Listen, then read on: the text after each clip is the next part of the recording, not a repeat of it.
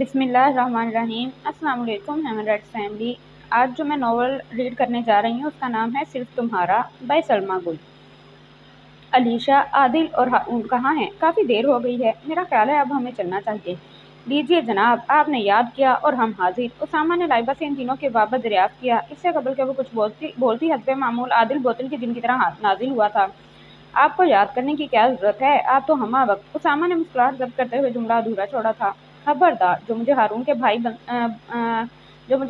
भाई बहन से मिलाया तो वो भी कहाँ चौंकने वाला था। उसे जवाब देते हारून को भी बीच में घसीट लिया। वो जो खामोश खड़ा इन दोनों की नोक झोंक से लुत्फानंदोज हो रहा था, दफातन चिल्ला उठा, तो मुझे क्यों बीच में घसीट रहा है? तू बुरा मत मान यार, अब देख तू मेरा दोस्त है और अच्छे बुरे वक्त में दोस्त ही काम आते हैं, और इस वक्त मेरा बुरा वक्त चल रहा है। एक तू ही तो है जो मेरे हर बुरे वक्त में काम आता है। वाह, तूने मुझे अहमक समझ रखा है क्या? बात बे बात टांग खींचता रहता है। तू अपने आप को समझता क्या है? एक मैं ही उल्लू दिखता हूँ तुझे? वो यकलक बरहम हुआ। सब उसे हैरत से देखने लगे। आई एम सॉरी यार, मैं तो सिर्फ मजाक कर रहा था, तू तो बुरा मान गया। आदिल ने निहायत संजीदगी से माजरत की थी। हारून ने सबके चेहरों पर नजर दौड़ाते हुए एकदम कहका लगाया, क्या यार तुम लोग भी? आदिल ने मजाक किया। मैंने भी जवाब में बरहमी दिखा दी। मजाक में इसमें इतना सीरियस होने की क्या बात है? मैं तो समझी खिलाफे तवक्का। आज तो हारून को गुस्सा आ ही गया, वरना आदिल की बात पर हारून साहब के मूड पर असर हो जाए ये कभी हो ही नहीं सकता, कतई नामुमकिन। अलीशा ने गहरी सांस खारिज करते हुए हारून पर दानिस्ता चोट की। मेरा ख्याल है अब हमें चलना चाहिए, काफी देर हो गई है। इससे पहले कि कोई मजीद कुछ कहता, उसामा ने घड़ी में टाइम देखते हुए इन सबसे कहा था, आज तो वाकई देर हो गई। लाइबा ने उठते हुए तायीद की। गर्ल्स, तुम लोगों को पता है कल एक बहुत ही खास दिन है। कदम से कदम मिलाकर चलते हुए यकलक कादिल पुरजोश हुआ था। जी हाँ, हम इससे कबल की अलीशा कुछ कहती, लाइबा ने उसका हाथ जोर से दबाते हुए रोका था। कल क्या खास दिन हो सकता है यार? वैसे ही होगा जैसे हमारा हर दिन गुजरता है, इंतहाई बोर। लाइबा ने बुरा सा मुंह बनाते हुए कहा, साथ ही आदिल की जानिब कनखियों से देखा, जिसके चेहरे से बेयकीनी और मायूसी झलकने लगी थी। लाइबा ठीक कह रही है, हमारे लिए तो हर दिन एक सा ही होता है, किसी दिन में भी कोई खासियत नजर नहीं आती। वैसे ही सुबह, दोपहर और शाम। हारून के यूं मसनूई दिलगरफ्ती से कहने पर सभी अपनी उमड़ आने वाली मुस्कुराहट को बवक्त कंट्रोल कर गए थे। यानी तुम लोगों के लिए कल का दिन कोई खास अहमियत नहीं रखता? आदिल ने बेयकीनी से देखा था। ओह यार, तुम ये बेवकूफ़ाना अंदाज मत इख्तियार करो प्लीज। अगर वाकई कोई खास दिन है तो बता दो ना, अब हमें तो याद आने से रहा। उसामा ने तो हद ही कर दी, गहरी संजीदगी लिए उकताया हुआ सा लहजा। आदिल ने पल भर को देखते हुए लब भेंच लिए। ओके, अगर तुम लोगों को याद नहीं तो रहने दो, चलो चलते हैं, देर हो रही है। वो मायूसी से कहता हुआ लंबे लंबे ढक भरता वहां से चला गया। क्या यार लाइबा, क्यों बताने नहीं दिया उसे? देखा नहीं बेचारे का मुंह कैसे लटक गया, कितना मायूस हुआ है आज वो। अलीशा ने हस्बे मामूर आदिल की साइड ली थी। तुम तो चुप ही रहो, खबरदार मजीद कुछ बोली तो हम उसे कल सरप्राइज देने वाले हैं, शानदार सा। देखना सब कुछ भूल जाएगा वो। हारून के कहने पर उसने बुरा सा मुंह बनाया। ओके, डिसाइड हो गया, कल आदिल की सरप्राइज बर्थडे पार्टी है और शाम को हम सब शॉपिंग पर चलेंगे सिवाय आदि के। और हाँ अलीशा, अगर आदि को इस बात की भनक भी पड़ी तो तुम्हारी खैर नहीं।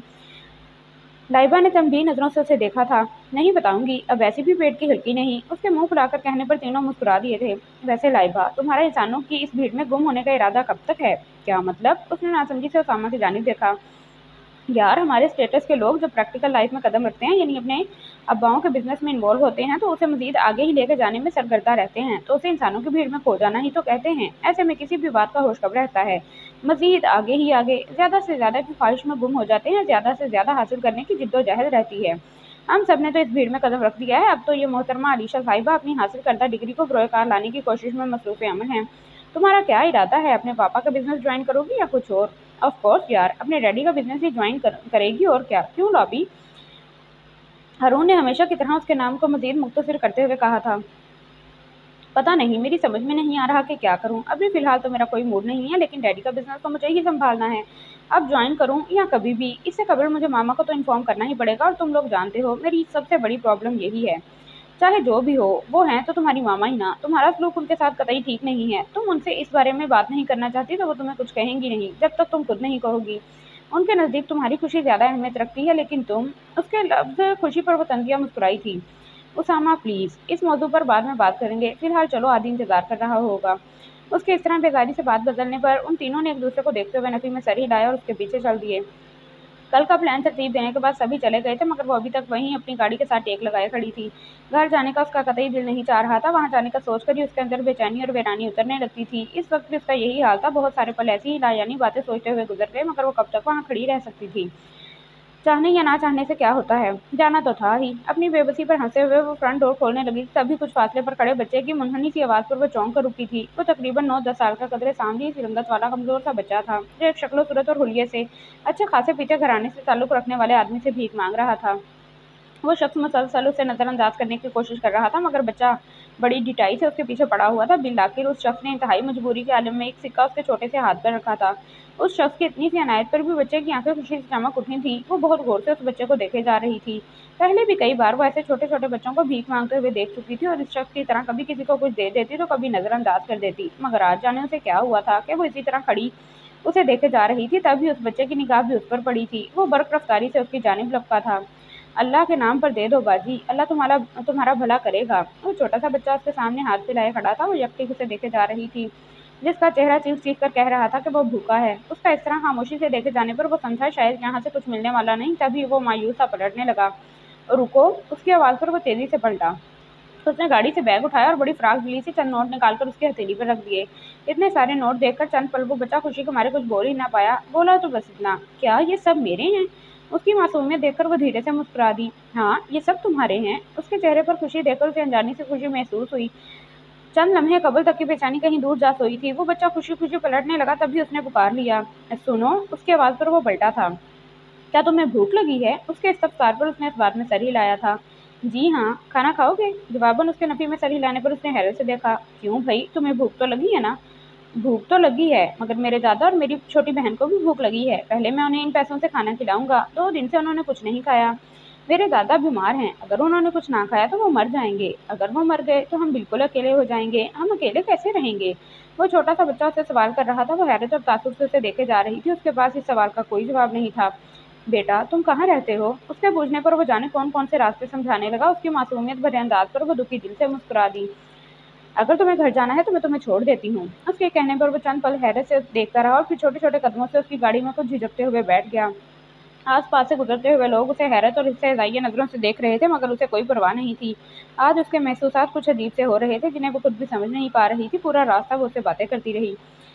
इतने अरसे में वो इतना जान गई थी कि उसके माँ बाप हयात नहीं हैं। एक दादा है, वो भी माजूर और बीमार। उसका नाम असगर है। उसकी 7 साला बहन फातिमा है। उसका दिल दुख से भर गया ये जानकर कि ये छोटा सा बच्चा अपने दादा और अपनी बहन का पेट पाल रहा है। इतनी छोटी सी उम्र में इतनी बड़ी जिम्मेदारी का बोझ अपने कंधों पर उठाए हुए है। उसका घर एक कच्चा झोंपड़ी नुमा कमरा था, जिसका एक पर टुकड़ा हुआ था। अंदर की हालत इतनी अबतर थी जितनी बाहर की। वो ढीली झलंगा नुमा चारपाइयाँ थी। 2 ढीली चारपाइयाँ थी। एक चारपाई पर उसका मासूर दादा लेटा हुआ था और दूसरी चारपाई पर फातिमा टांगे लटकाए अपना चेहरा हाथों को प्याले में लिए किसी गैर मरई नुक्ते पर नजर जमाई बैठी थी। खटके की आवाज़ पर उसने तेजी से उनकी तरफ देखा। असगर के हाथ में खाना देखकर उसकी आंखें चमक उठी। वो तेजी से उसकी जानिब लपकी, मगर उसे साथ देखकर ठिठक गई और अपनी छोटी छोटी आंखों में हैरत लिए देखने लगी। असगर ने खाना फौरन निकालकर दादा को दिया था। वो 2 दिन से भूखा खाना खाकर उसकी मौजूदगी को भी भूल बैठे थे। वो वहीं चारपाई के एक सिरे पर टिक गई। असगर मिट्टी के मटके से सिल्वर के गिलास में पानी भरकर उसके पास ले आया। इस मासूम बच्चे के दिल में ये कतई ख्याल नहीं आया था कि एक अमीर लड़की इस सिल्वर के गिलास में मटके का पानी पिएगी भी या नहीं। वो बच्चा था, मासूम था, मगर उसने भी उसकी मासूमियत भरे अंदाज को हकारत से नहीं देखा था। खामोशी से गिलास थाम लिया। आज हर काम, हर एहसास मामूल के खिलाफ था। अगर इस वक्त इसके दोस्त या फैमिली में से कोई इसे यहाँ देख लेता तो शायद वो बेहोश हो जाता या फिर उसे पागल का खिताब दे दे, मगर इसे किसी की कोई परवाह नहीं थी। वो बहुत देर तक वहीं बैठी रही थी और जब उठी तो दिल में एक अनदेखा सा बोझ उतरा हुआ था। वहां से आकर भी वो घर नहीं गई थी, बल्कि यूं ही बिला मकसद सड़कों पर गाड़ी दोहराती रही। उसका दिल बहुत भारी हो रहा था। वो समझ नहीं पा रही थी कि क्या हुआ था। उसने ये सब क्यों किया? क्या ये सब उसके साथ होना था? थक हार कर वो रेस्टोरेंट में चली आई। घूंट घूंट पानी अंदर उतारते हुए वो इन खुशबाश और बेफिक्र लोगों को देखते हुए अगले दिन के खाने की फिक्र में घुलते हुए उस मासूम बच्चे को सोच रही थी। आज पहली बार वो अपने बारे में सोचकर नहीं, बल्कि किसी और के बारे में सोचकर दुखी हो रही थी। किसी और की बेबसी और सुरदा कर रही थी। वो इन्हीं सोचों में मगन थी, तभी किसी के टेबल बजाने पर बुरी तरह चौंक उठी। अपने सामने खड़े नौवारिद को देखकर उसके माथे पर बल पड़ गए। क्या बात है, इतनी रात को यहाँ क्या कर रही हो? क्यों, तुम्हें क्या प्रॉब्लम है? उसके सवाल के जवाब में सवाल हुआ था। नहीं, मुझे कोई प्रॉब्लम नहीं। मैं तो तुम्हारी मामा की वजह से कह रहा हूँ, वो परेशान हो रही होंगी ना। उसने लफ्ज़ मामा पर जोर देते हुए बहुत जताया था। उसने बेबसी से अपने लफ्ज़ बेंचे थे। तुम्हें इससे कोई मतलब नहीं होना चाहिए। अपने काम से काम रखो। मेरे मामले में टांग अड़ाने की जरूरत नहीं। मैं तो अपना काम ही कर रहा था, मेरा काम तो खत्म भी हो चुका, अब घर जा रहा था। रात बहुत हो गई है ना, तुम्हें देखा तो रुक गया। वैसे तुम एक लड़की हो और लड़कियों का इतनी रात को बाहर रहना खतरे से खाली नहीं, ज्यादा नहीं तो थोड़ी बहुत रिश्तेदारी तो बनती है ना, इन्फॉर्म करना मेरा फर्ज था। वो सरासर उसे जिला रहा था, चिढ़ा रहा था। एक्सक्यूज मी, इन्फॉर्म करने का बहुत बहुत शुक्रिया। वैसे मैं लड़की हूँ मगर चूड़ियाँ नहीं पहनती, अपनी हिफाजत करना अच्छी तरह जानती हूँ, क्योंकि मुझे अपनी हिफाजत खुद ही करनी है, इसलिए तुम्हें मुझे हदायत देने की कोई जरूरत नहीं। उसने भी एक एक लफ्ज पर जोर देते हुए बहुत कुछ जता दिया था। ओके, जैसे तुम्हारी मर्जी। वो पलटा मगर कुछ याद आने पर रुक गया। एक बात कहूँ, चूड़ियाँ पहना करो, तुम्हारी कलाइयों में बहुत अच्छी लगेंगी। जाते जाते भी उस पर चोट कर गया था, वो बेबसी से अपनी मुठ्ठियाँ भेज कर रह गई। क्या बात है लाइबा, इतनी चुप चुप सी क्यों हो? आज आदि को उन सबने सरप्राइज देकर हैरान कर दिया था। बेइंतहा खुश होने के साथ साथ उसने इन सबको प्यार भरी डांट से भी नवाजा था। आज आदि को इन सब ने सरप्राइज देकर हैरान कर दिया था। बेइंतहा खुश होने के साथ साथ उसने इन सबको प्यार भरी डांट से भी नवाजा था। वो अपनी हर खुशी हमेशा इकट्ठे ही मनाया करते थे। इस वक्त भी वो सब इकट्ठे थे, उन्होंने जी भरकर एंजॉय किया था। गोया लाइबा इनका भरपूर साथ दे रही थी, मगर फिर भी वो इन्हें कुछ चुप चुप सी लगी। तभी आदिल ने पूछ लिया, मैं कुछ सोच रही थी। अरे, ये काम भी करती हैं आप? उसामा ने इससे हिजाइया कहा। शट अप उसामा, मैं सीरियस हूँ, ओके? लेकिन यार तुम सोच क्या रही हो? उसामा को नज़रअंदाज करते हुए लीशा ने इस्तफसार किया। यही कि तुम लोग कितने फजूल खर्च हो, कितना पैसा फजूल में खर्च कर देते हैं, कितनी महंगी चीज़ें खरीदते हैं हम सब, कीमती से कीमती गिफ्ट जिन्हें बाज़ औक़ात हम बिना इस्तेमाल के ऐसे ही फेंक देते हैं। आए दिन कोई ना कोई पार्टी, बिना ज़रूरत के शॉपिंग, महज टाइम पास करने के लिए, क्योंकि हमें अपना टाइम गुजारने का इससे बेहतर तरीका कोई नहीं लगता। रोज़ाना हज़ारों बल्कि लाखों रुपए ऐसे ही खर्च कर देते हैं जिसका कोई हासिल नहीं। हमारे नज़दीक पैसे की कोई अहमियत नहीं, एक हाथ से लेते हैं और दूसरे से लुटा देते हैं, और हम लेने का सिलसिला कभी बंद कर ही नहीं सकते, क्योंकि जितना ज़्यादा पैसा होगा उतनी ही ज़्यादा ख्वाहिशात, और जब तक ये सिलसिला चलता रहेगा हमारी ख्वाहिशात बढ़ती ही जाएंगी, क्योंकि ना हम इस पैसे को फजूल खर्च करने के बजाय ऐसे काम में लगाएं जिसका हमारे साथ साथ दूसरों को भी फ़ायदा हो। वैसे भी हमें कौन सा इतनी लंबी तमहीद मानने की क्या ज़रूरत है लाबी, ये सब हम जानते हैं, तुम बस इतना बताओ कि इस वक्त तुम्हारे माइंड में क्या चल रहा है। उसामा ने उसकी बात काटते हुए इस्तफसार किया। मैं सोच रही थी कि क्यों ना हम एक ट्रस्ट ऑर्गेनाइज करें जिसमें बेसहारा और लावारिस बच्चों को तालीम और तरबियत के साथ साथ उनकी कफालत भी की जाए, उन्हें हर फिक्र और तकलीफ से आज़ाद, हर रसाई से भरपूर ज़िंदगी मुहैया की जाए, जिसमें उन्हें अपने खाने की फ़िक्र नहीं बल्कि अपने शानदार मुस्तकबिल की फ़िक्र हो, उन्हें अपने घर के हालात की नहीं बल्कि अपने मुल्क के हालात को बदलने की सोच हो, वो अपने मुल्क के लिए कुछ कर सकें, ना कि एक सेकंड, आपका आइडिया बहुत अच्छा है मैम, लेकिन इतना शानदार सा आइडिया आपके दिमाग में क्यों परवारिद हुआ? हारून ने दानिस्ता उसकी बात को मजाक में उड़ाया था, लेकिन उसने नज़रअंदाज करते हुए कल का वाकया जूं का तू सुना दिया। ये सब सुनकर सभी कुछ पल के लिए चुप हो गए थे, कोई भी कुछ नहीं बोल पाया था। ओह गॉड, हमारे इर्द गिर्द इतना कुछ हो रहा है और हम कितने बेखबर हैं, इतना मासूम सा बच्चा और उसकी फिक्रें। अलीशा ने तासुब से सर हिलाते हुए इजहार किया था। हमारे मुल्क के हालात ही इतने अबतर हो गए हैं कि लोगों को अपनी ज़िंदगी दुश्वार लगने लगी है। अपनी बची खुची ज़िंदगी गुजारने के लिए उनके पास इसके अलावा और कोई रास्ता ही नहीं बचा। बकौल तुम्हारे, असगर के बाप ने कभी किसी के आगे हाथ नहीं फैलाया था और आज उसके बेटे को मांग कर खाना पड़ रहा है। इससे बड़ी बदकिस्मती हमारे मुल्क की क्या होगी, जिसकी आने वाली नस्लें ज़िंदगी से लड़ रही हों, वो अपने मुल्क के लिए किसी से क्या मुकाबला करेंगे। ये हमारे लीडर्स, हमारी हुकूमत, हमारे सियासतदान क्या कर रहे हैं आवाम के लिए? लोगों की ज़िंदगी को ही अपने ऊपर बोझ बनाकर रख दिया है। ये गुर्बत ही तो हमारे मुल्क की जड़ें खोखली कर रही है। जिस तरह की सूरत हाल इस वक्त चल रही है, हमारे मुल्क के हालात कभी नहीं बदल सकते। यहाँ तो कदम कदम पर मसाइल के अंबार लगे हुए हैं। हम चार लोग ज़रा सा कदम बढ़ाकर क्या अनोखा कर लेंगे? इस मुल्क का कुछ नहीं हो सकता, यहाँ के हालात कभी नहीं बदल सकते। यही तो प्रॉब्लम है, हम कुछ नहीं करते, सिर्फ देखते हैं, सोचते हैं और नामुमकिन करार देकर हाथ झाड़ लेते हैं कि अपना फ़र्ज अदा कर लिया।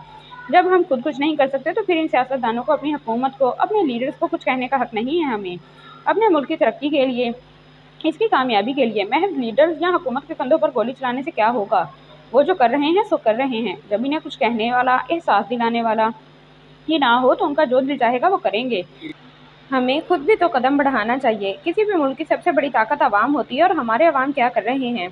महज लीडर्स और हुकूमत पर उंगली उठाने और किसी भी अफसोसनाक वाक़ये पर हमें खुद भी कदम बढ़ाना चाहिए। किसी भी मुल्क की हमें खुद भी तो कदम बढ़ाना चाहिए। किसी भी मुल्क की सबसे बड़ी ताकत आवाम होती है, और हमारे अवाम क्या कर रहे हैं?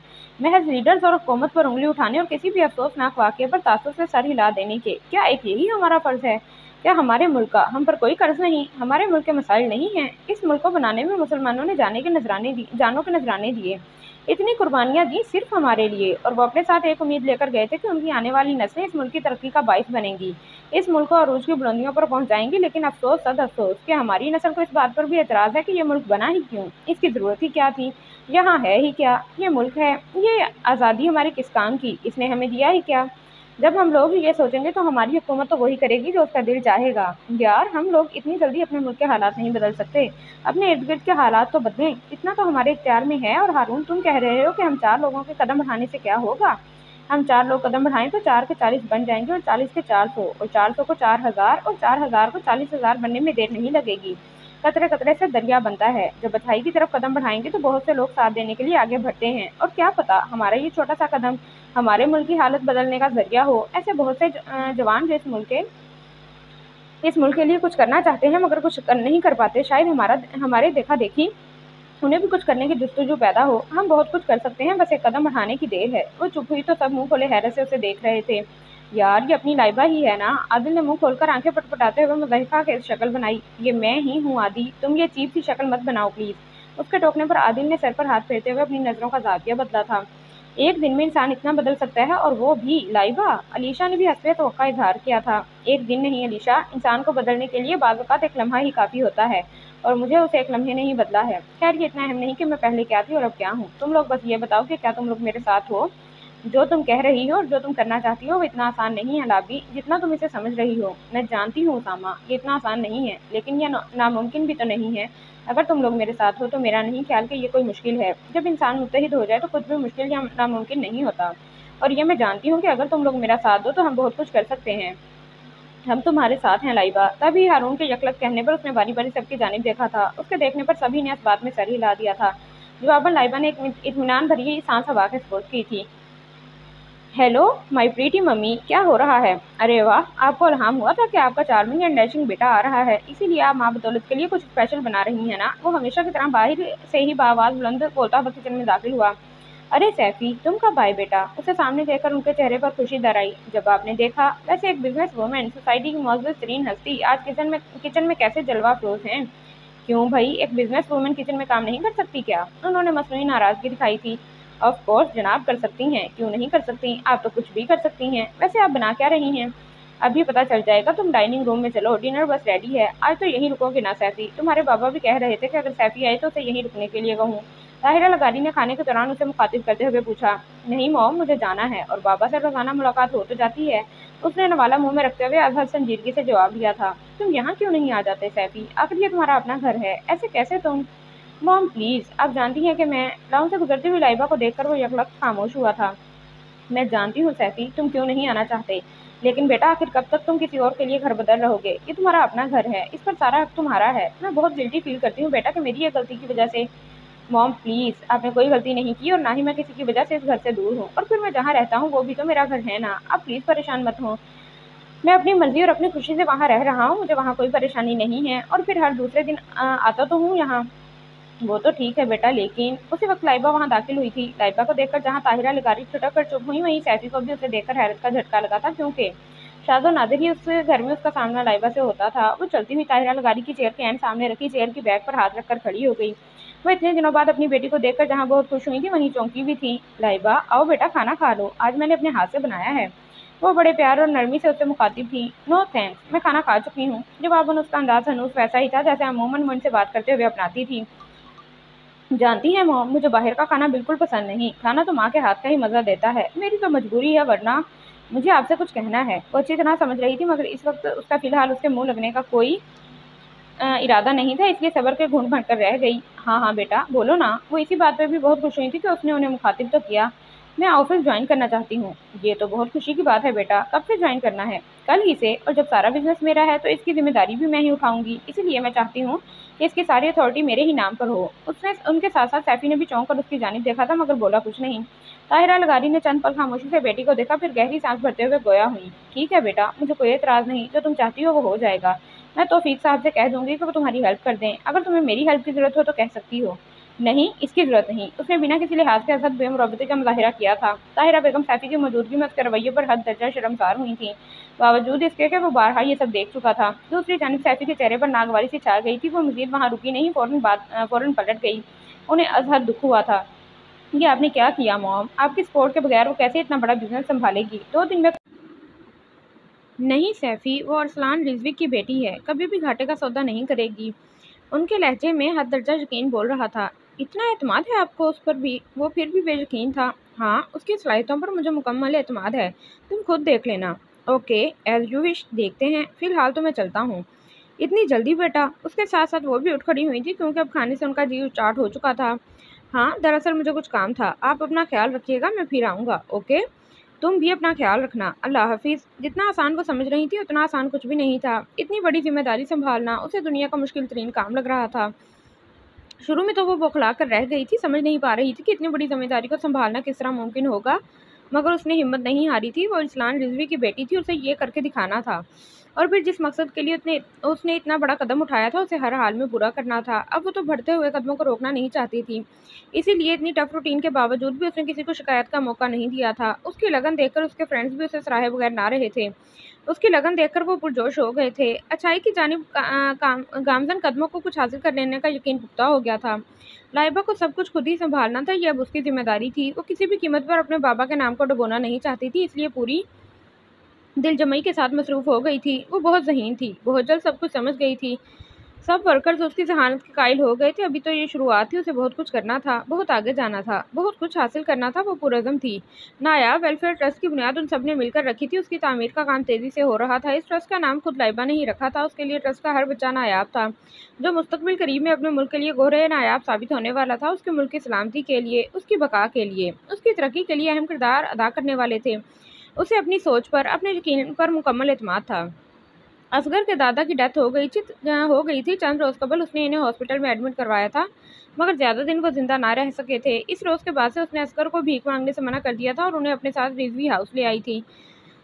आदिल, उसामा और हारून ने असगर के दादा की तदफीन के इंतजामात निहायत हसन तरीके से सरअंजाम दिए थे। असगर अपने दादा की वफात पर बहुत रोया था। इन चंद दिनों में लाइबा को इन बच्चों से खासी उनसीयत महसूस होने लगी थी। इन दिनों वो बहुत मसरूफ़ थी, एक पल की भी फुर्सत नहीं थी। ऑफिस, रिजवी हाउस और लगारी पैलेस, वो घन चक्कर बनी हुई थी। वो लगारी पैलेस जाना उसके लिए कतई ज़रूरी नहीं था। वक्त मिलता तो चली जाती, वरना कई कई दिन चक्कर नहीं लगाती थी। उसे इस बात की कोई परवाह नहीं थी कि कोई उसके लिए परेशान हो रहा है। किसी को परवाह है कि वो इतने दिन कहाँ रही, क्यों नहीं आई, इन बातों की उसे कतई परवाह नहीं थी। और ना ही अपने किसी भी मामलात के बारे में उसने किसी को बताने की ज़रूरत महसूस की थी। जब किसी को उसकी परवाह नहीं थी, तो फिर वो क्यों किसी के आगे जवाबदेह होती। वैसे भी उसके लिए इस घर के अफराद कोई मायने नहीं रखते थे। अलबत्ता ऑफिस और रिजवी हाउस उसके लिए अजहद ज़रूरी थे, और वहाँ वो बिला नागा जाती थी। असगर और फातिमा के अलावा बहुत से ऐसे बच्चे रिजवी हाउस के साए में पल रहे थे। फुर्सत के औकात में उसकी तवज्जो का मरकज़ यही बच्चे थे, और इनकी सरपरस्त लाइबा रिजवी ही नहीं, इसके दोस्त थे। इस मकसद में बहुत से लोग इसका भरपूर साथ दे रहे थे, जो अपनी बेमकसद ज़िंदगी को बामकसद बनाना चाहते थे। आज पूरे एक हफ्ते बाद वो लगारी पैलेस आई थी। गेट से अंदर दाखिल होते ही लॉन में सिकंदर लगारी, ताहिरा लगारी और सुफियान को विराजमान देखकर उसने सख्ती से अपने लब बेच लिए थे। इस वक्त वो खुद को इस फैमिली से बिल्कुल अलग महसूस कर रही थी। वो तीनों एक ही फैमिली का हिस्सा थे, जिसमें इसकी कोई गुंजाइश नहीं थी। इसकी गाड़ी को अंदर दाखिल होते देखकर वो तीनों उसकी जानिब मुतवज्जा हुए थे। उसने एक पल को इनकी जानिब देखा, दूसरे ही पल नज़रअंदाज करती अंदर की जानिब चल पड़ी। उसे इस बात से कोई सरोकार नहीं था कि वो उसके बारे में क्या सोच रहे होंगे। इन दिनों वे एक प्रोजेक्ट पर काम कर रही थी। चूंकि इसे ऑफिस के साथ रिजवी हाउस में भी टाइम देना था, और नए प्रोजेक्ट के सिलसिले में इसे ऑफिस में खासा टाइम हो जाता था। वहाँ से सीधा रिजवी हाउस जाना होता था। इस दरमियान इसके पास इतना वक्त नहीं बचता था कि वो कहीं और जा सकती। बच्चे उससे खासे अटैच हो गए थे। बाज़ औक़ात उनकी ज़िद पर उसे वहीं रिजवी हाउस में रुकना पड़ जाता, और वहाँ रुकना उसके लिए कभी कोफ्त का सबब नहीं बनता था, क्योंकि एक वही जगह थी जहाँ वो हर वक्त जाने को तैयार रहती थी, जहाँ उसकी बहुत सी अच्छी यादें थी। इसलिए वो यहाँ अपनी ज़रूरत की चंद चीज़ें लेने चली आई थी। कहीं जा रही हो लाइबा? सीढ़ियाँ उतरते हुए ताहिरा लगारी को देखकर वो रुकी थी। जी, मुख्तसर जवाब देकर वो वहाँ रुकी नहीं, फ़ौरन कदम आगे बढ़ा दिए। क्या इतना भी पूछने का हक नहीं रहा कि कहाँ जा रही हो? जवाबन उसने उन्हें जिन नज़रों से देखा, उनका मफ़हूम समझकर वो नज़रें चुरा गई थीं। हरगिज़ नहीं, मुझे देर हो रही है। मेरे पास आपके किसी भी सवाल का कोई जवाब नहीं है। बेहतर होगा आप मुझे पीछे से आवाज़ मत दें, प्लीज़। उसने कुछ कहने को मुँह खोला ही था, जब वो बोल उठी और बिना उनकी जानिब देखे वहाँ से निकलती चली गई। अपनी गाड़ी की जानिब आते हुए उसने एक पल को लॉन में बैठे हुए इन नफूस पर तिरछी निगाह डाली, जो उसे हैरत भरी नज़रों से जाते हुए देख रहे थे। दूसरे ही पल नज़रअंदाज करती हुई गाड़ी में बैठी और वहाँ से चली गई। ये क्या कर रही है? वो लंच के लिए ऑफिस से निकला था।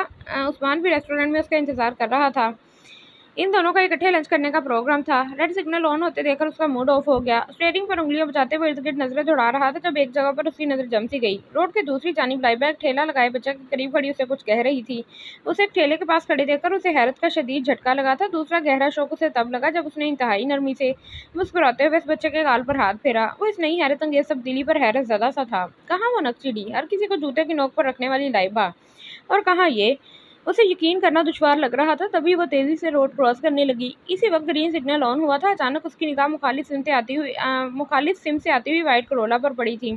सेल फोन पर उस्मान मुसलसल हेलो हेलो बोल रहा था, मगर वो इसके जानिब मुतवज्जा ही नहीं था। कभी गाड़ी को देखता और कभी रोड क्रॉस करती हुई लाइबा को। इससे पहले कि वो कुछ समझता, वो हो चुका था जो उसके जहन में बिल्कुल नहीं आया था। वो गाड़ी से बाल की तरह उछाल कर फेंकती हुई चली गई। चंद लम्हे वो हक्का बक्का सा देखता रहा। ख्याल आते ही वो तीर की तेजी से गाड़ी से बाहर निकला और बिना इर्द गिर्द देखे वहां इकट्ठे लोगों को हटाते हुए उसके पास पहुंचा था।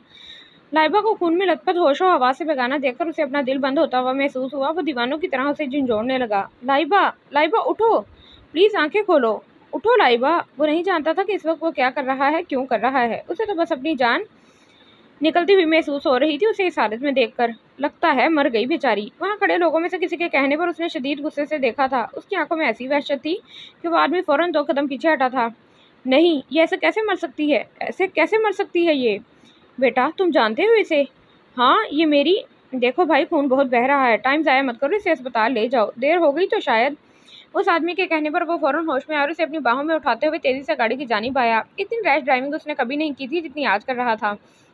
वो तकरीबन 10 मिनट में अस्पताल पहुंचा था। अस्पताल चूंकि उसके अंकल का था, इसलिए उसे किसी मुश्किल का सामना नहीं करना पड़ा। उसका ट्रीटमेंट फौरन शुरू हो गया। खासा टाइम गुजर गया। वो मुसलसल बेचैनी से पहलू बदल रहा था। दिल जोर जोर से धड़क रहा था। किसी पल भी कुछ भी हो सकता था, मगर अभी तक उसने घर में किसी को इन्फॉर्म नहीं किया था। जिंदगी और मौत के दरमियान लटकी हुई तलवार पर वो अकेले ही झूल रहा था। डॉक्टर अंकल को देखकर बड़े नॉर्मल अंदाज में उनकी जानिब बढ़ा था। उसने खुद को कैसे कंपोज किया था वो खुद ही जानता था। बस इतना था कि वो अपने दिल की हालत अयान नहीं करना चाहता था। अंकल, अब कैसी है वो? अपने लहजे की बेताबी और अपनी बेचैनी को वो चाहकर भी छुपा नहीं पाया था। खून बहुत बह गया है, अभी कुछ नहीं कह सकते, फिलहाल तो ब्लड का बंदोबस्त करना पड़ेगा। कौन कौन सा ब्लड ग्रुप है अंकल? ए नेगेटिव। वो यकलक चौंका था। ए नेगेटिव? ये तो मेरा ब्लड ग्रुप भी है। Yes I know. तो फिर देर किस बात की है, चलिए मैं ब्लड दूंगा। Are you sure? वो बेयकीन थे। जी बिल्कुल। ओके तो फिर चलो। उनकी हैरत से वो बखूबी आगाह था, मगर दानिस्ता नज़रअंदाज कर गया। उसका खून लम्हा ब लम्हा साथ वाले बेड पर दराज उस वजूद में मुंतकिल हो रहा था जिसके साथ उसका महज दुश्मनी का रिश्ता था। जब से दोनों की आगाही हुई थी, तब से ही दोनों के माबैन खुद साख्ता दुश्मनी का रिश्ता शुरू हो गया था। इन दोनों ने खुद ही एक दूसरे को अपना दुश्मन फर्ज कर लिया था। कभी भी उन्होंने एक दूसरे को दोस्त समझने की कोशिश नहीं की, क्योंकि वो चाहते ही नहीं थे कि आज इस पल वो अपने ही दुश्मन की क्योंकि वो चाहते ही नहीं थे और आज इस पल वो अपने ही दुश्मन की ज़िंदगी के लिए दुआ गो था। इस वक्त उसके लिए ये सवाल मायने नहीं रखता था कि वो ये क्यों कर रहा है। मायने ये रखता था कि उसे हर हाल में उसकी ज़िंदगी मतलूब थी। तुम्हें इतनी अहम मीटिंग छोड़कर आने की क्या ज़रूरत थी अलीशा? अच्छी भली तो हूँ मैं, ख्वामखा इतना टाइम वेस्ट किया। चुप रहो तुम, बड़ी आई, मेरा टाइम वेस्ट करने वाली। और तुम लोग 2 रुपए की कॉल करके मुझे इन्फॉर्म नहीं कर सकते थे क्या? इतनी ही पराई हो गई हूँ क्या? उसे प्यार भरी डांट से नवाजते हुए उनकी जानिब मुतवज्जा हुई थी। लाइबा को अलीशा की अपने लिए फिक्र देकर टूट कर प्यार आया था। ऐसी बात नहीं है अलीशा, दरअसल ये तुम्हारी फर्स्ट मीटिंग थी। हम नहीं चाहते थे कि फर्स्ट थी ना, लास्ट तो नहीं। जिंदगी और मौत का मसला तो नहीं था। अगर लाइबा को कुछ हो जाता तो? हारून की बात काटते हुए वो फौरन बोली थी। हो जाता ना, हुआ तो नहीं। और फिर अगर कुछ हो जाता तो तुम्हारी मौजूदगी में रुक जाता क्या? ख्वामखा में ड्रामेबाजी। आदिल ने आखिरी जुमला बड़बड़ाते हुए अदा किया। उसकी बड़बड़ाहट इतनी वाज़ेह थी कि वहाँ मौजूद सभी अफराद तक बआसानी पहुँच गई। अलीशा ने सदमे की कैफियत में उसकी जानिब देखा था। बाकी सबके चेहरों पर दबी दबी मुस्कुराहट के आसार नजर आने लगे। मैं ड्रामा कर रही हूँ? तुम लोगों को लाइबा के लिए मेरी फिक्र, मेरी मोहब्बत ड्रामेबाजी लग रही है? उसकी आंखों में पानी तेजी से जमा हुआ था। आदिल ने कान खुजाते हुए अनजान बनने की भरपूर कोशिश की। बाकी सब भी यकबार की संजीदा दिखाई देने लगे। मैं तुमसे मुखातिब हूँ आदि। उसकी बेनियाजी पर वो यकलक चीखी थी। आहिस्ता, बहरा नहीं हूँ, और फिर यहाँ एक अदद मरीज एडमिट है। तुम्हारी चीखों पुकार से बेचारा डिस्टर्ब हो रहा है। ये मेरी बात का जवाब नहीं है आदि। किस बात का? वो फिर से अनजान बना। आदि, उसने दांत खिचखिचाए थे। आई एम सॉरी, मेरा वो मतलब नहीं था, मैं मजाक कर रहा था। तुम तो सीरियस ही हो गई। इतने दिनों की सीरियस सिचुएशन बोर कर रही थी ना, सोचा कुछ हंसी मजाक कर लूं। सच कह रहे हो? बेवकूफ़ तो नहीं बना रहे? उसने आदिल को जांचने वाली नज़रों से देखा था। तुम्हारी कसम, लेकिन अगर तुम खुद को ऐसा समझ रही हो तो मैं क्या कह सकता हूँ। बात की वजाहत करते हुए वो एक बार फिर पटरी से उतरा था। इन सबका कहकहा उबलने को बेताब हुआ था, मगर अलीशा की रूहानी सूरत ने संजीदगी का लिबादा ओढ़ने पर मजबूर कर दिया। आदिल चुप हो जाओ। और अलीशा तुम शर्म करो, तुम लोग मेरी इयादत करने आए हो या झगड़ने? हद होती है बचपने की। यहाँ मैं तकलीफ में हूँ, बजाय इसके कि मेरी खिदमत वगैरह करो मेरी मुझे मुझे मजीद परेशान कर रहे हो। लाइबा ने इन दोनों के दरमियान सीज फायर कराने के लिए इन्हें अपनी जानिब मुतवज्जा किया। सॉरी लाइबा, अब हम यहाँ बिल्कुल नहीं झगड़ेंगे, प्रॉमिस। जब तक तुम अस्पताल में हो इससे ज्यादा का वादा मैं नहीं कर सकता। आदिल का बच्चों की तरह मासूमियत से कहने पर अलीशा के साथ साथ सभी हंस दिए थे। अरे हाँ लाइबा, तुम्हें हॉस्पिटल में लाया कौन था? सुना है ब्लड भी दिया है। अचानक याद आने पर अलीशा ने इस्तफसार किया। मुझे नहीं मालूम, मैं तो खुद उसे थैंक्स कहना चाहती थी। मैंने तो डॉक्टर से पूछा भी था, मगर उन्होंने भी लाइल्मी का इजहार किया, बकौल उनके कि उस शख्स ने अपना कोई नाम पता नहीं बताया, अस्पताल भी पहुंचाया और फिर ब्लड भी दिया और बिना कुछ बताए गायब भी हो गया। यकीन नहीं आ रहा। इस जमाने में कौन ऐसा खुदाई खिदमतगार है जो बिना कहे आया और बिना बताए चला गया? मेरा मतलब है बिना गर्ज के कौन किसी की मदद करता है? हारून ने भी अपनी हैरत का इजहार किया। होगा कोई, आज के ज़माने में भी अच्छे लोगों की कमी नहीं है। खैर छोड़ो, जो भी था उसने मुझ पर एहसान किया है, उसका एहसान मुझ पर उधार है। अब से पहले अगर वो मेरी जान बचाता तो शायद मैं उसे कोसती, मगर अब मेरी ज़िंदगी का एक मकसद है और उसे बचाने वाला मेरा मोहसिन। अगर कभी सरे राह मुलाकात होगी तो ये कर्ज भी उतार दूंगी। पहचानोगी कैसे? वैसे कल तुम डिस्चार्ज हो रही हो, रिजवी हाउस जाओगी या Sikandar palace? Rizvi house. Sikandar palace गई तो बिस्तर से उठना मुहाल हो जाएगा, जबकि रिजवी हाउस में बच्चों की मुस्कुराहट, उनका प्यार मुझे बहुत जल्द तंदुरुस्त कर देगा। और फिर बात करते करते वो अचानक चौंकी थी। जाने कि उसे रूम के बाहर किसी की मौजूदगी का एहसास हुआ था। क्या हुआ लाइबा, तुम चुप क्यों हो गई? उसामा ने उसका ठिठक कर चुप होना फौरन नोट किया था। हाँ नहीं, कुछ नहीं। वो दफातन चौंकी और अपने ख्याल को वहम जानकर जहन से झटक दिया और उनके साथ बातों में मशगूल हो गई। वो इन दिनों बहुत उलझा हुआ था, उसकी सोचें मुतज़ाद थीं। जिंदगी सही सिम चलते चलते जाने किस डगर पर चल निकली थी। हर कदम पर ठटकने लगा था, चौंकने लगा था। उसकी समझ में नहीं आ रहा था या वो समझना नहीं चाह रहा था।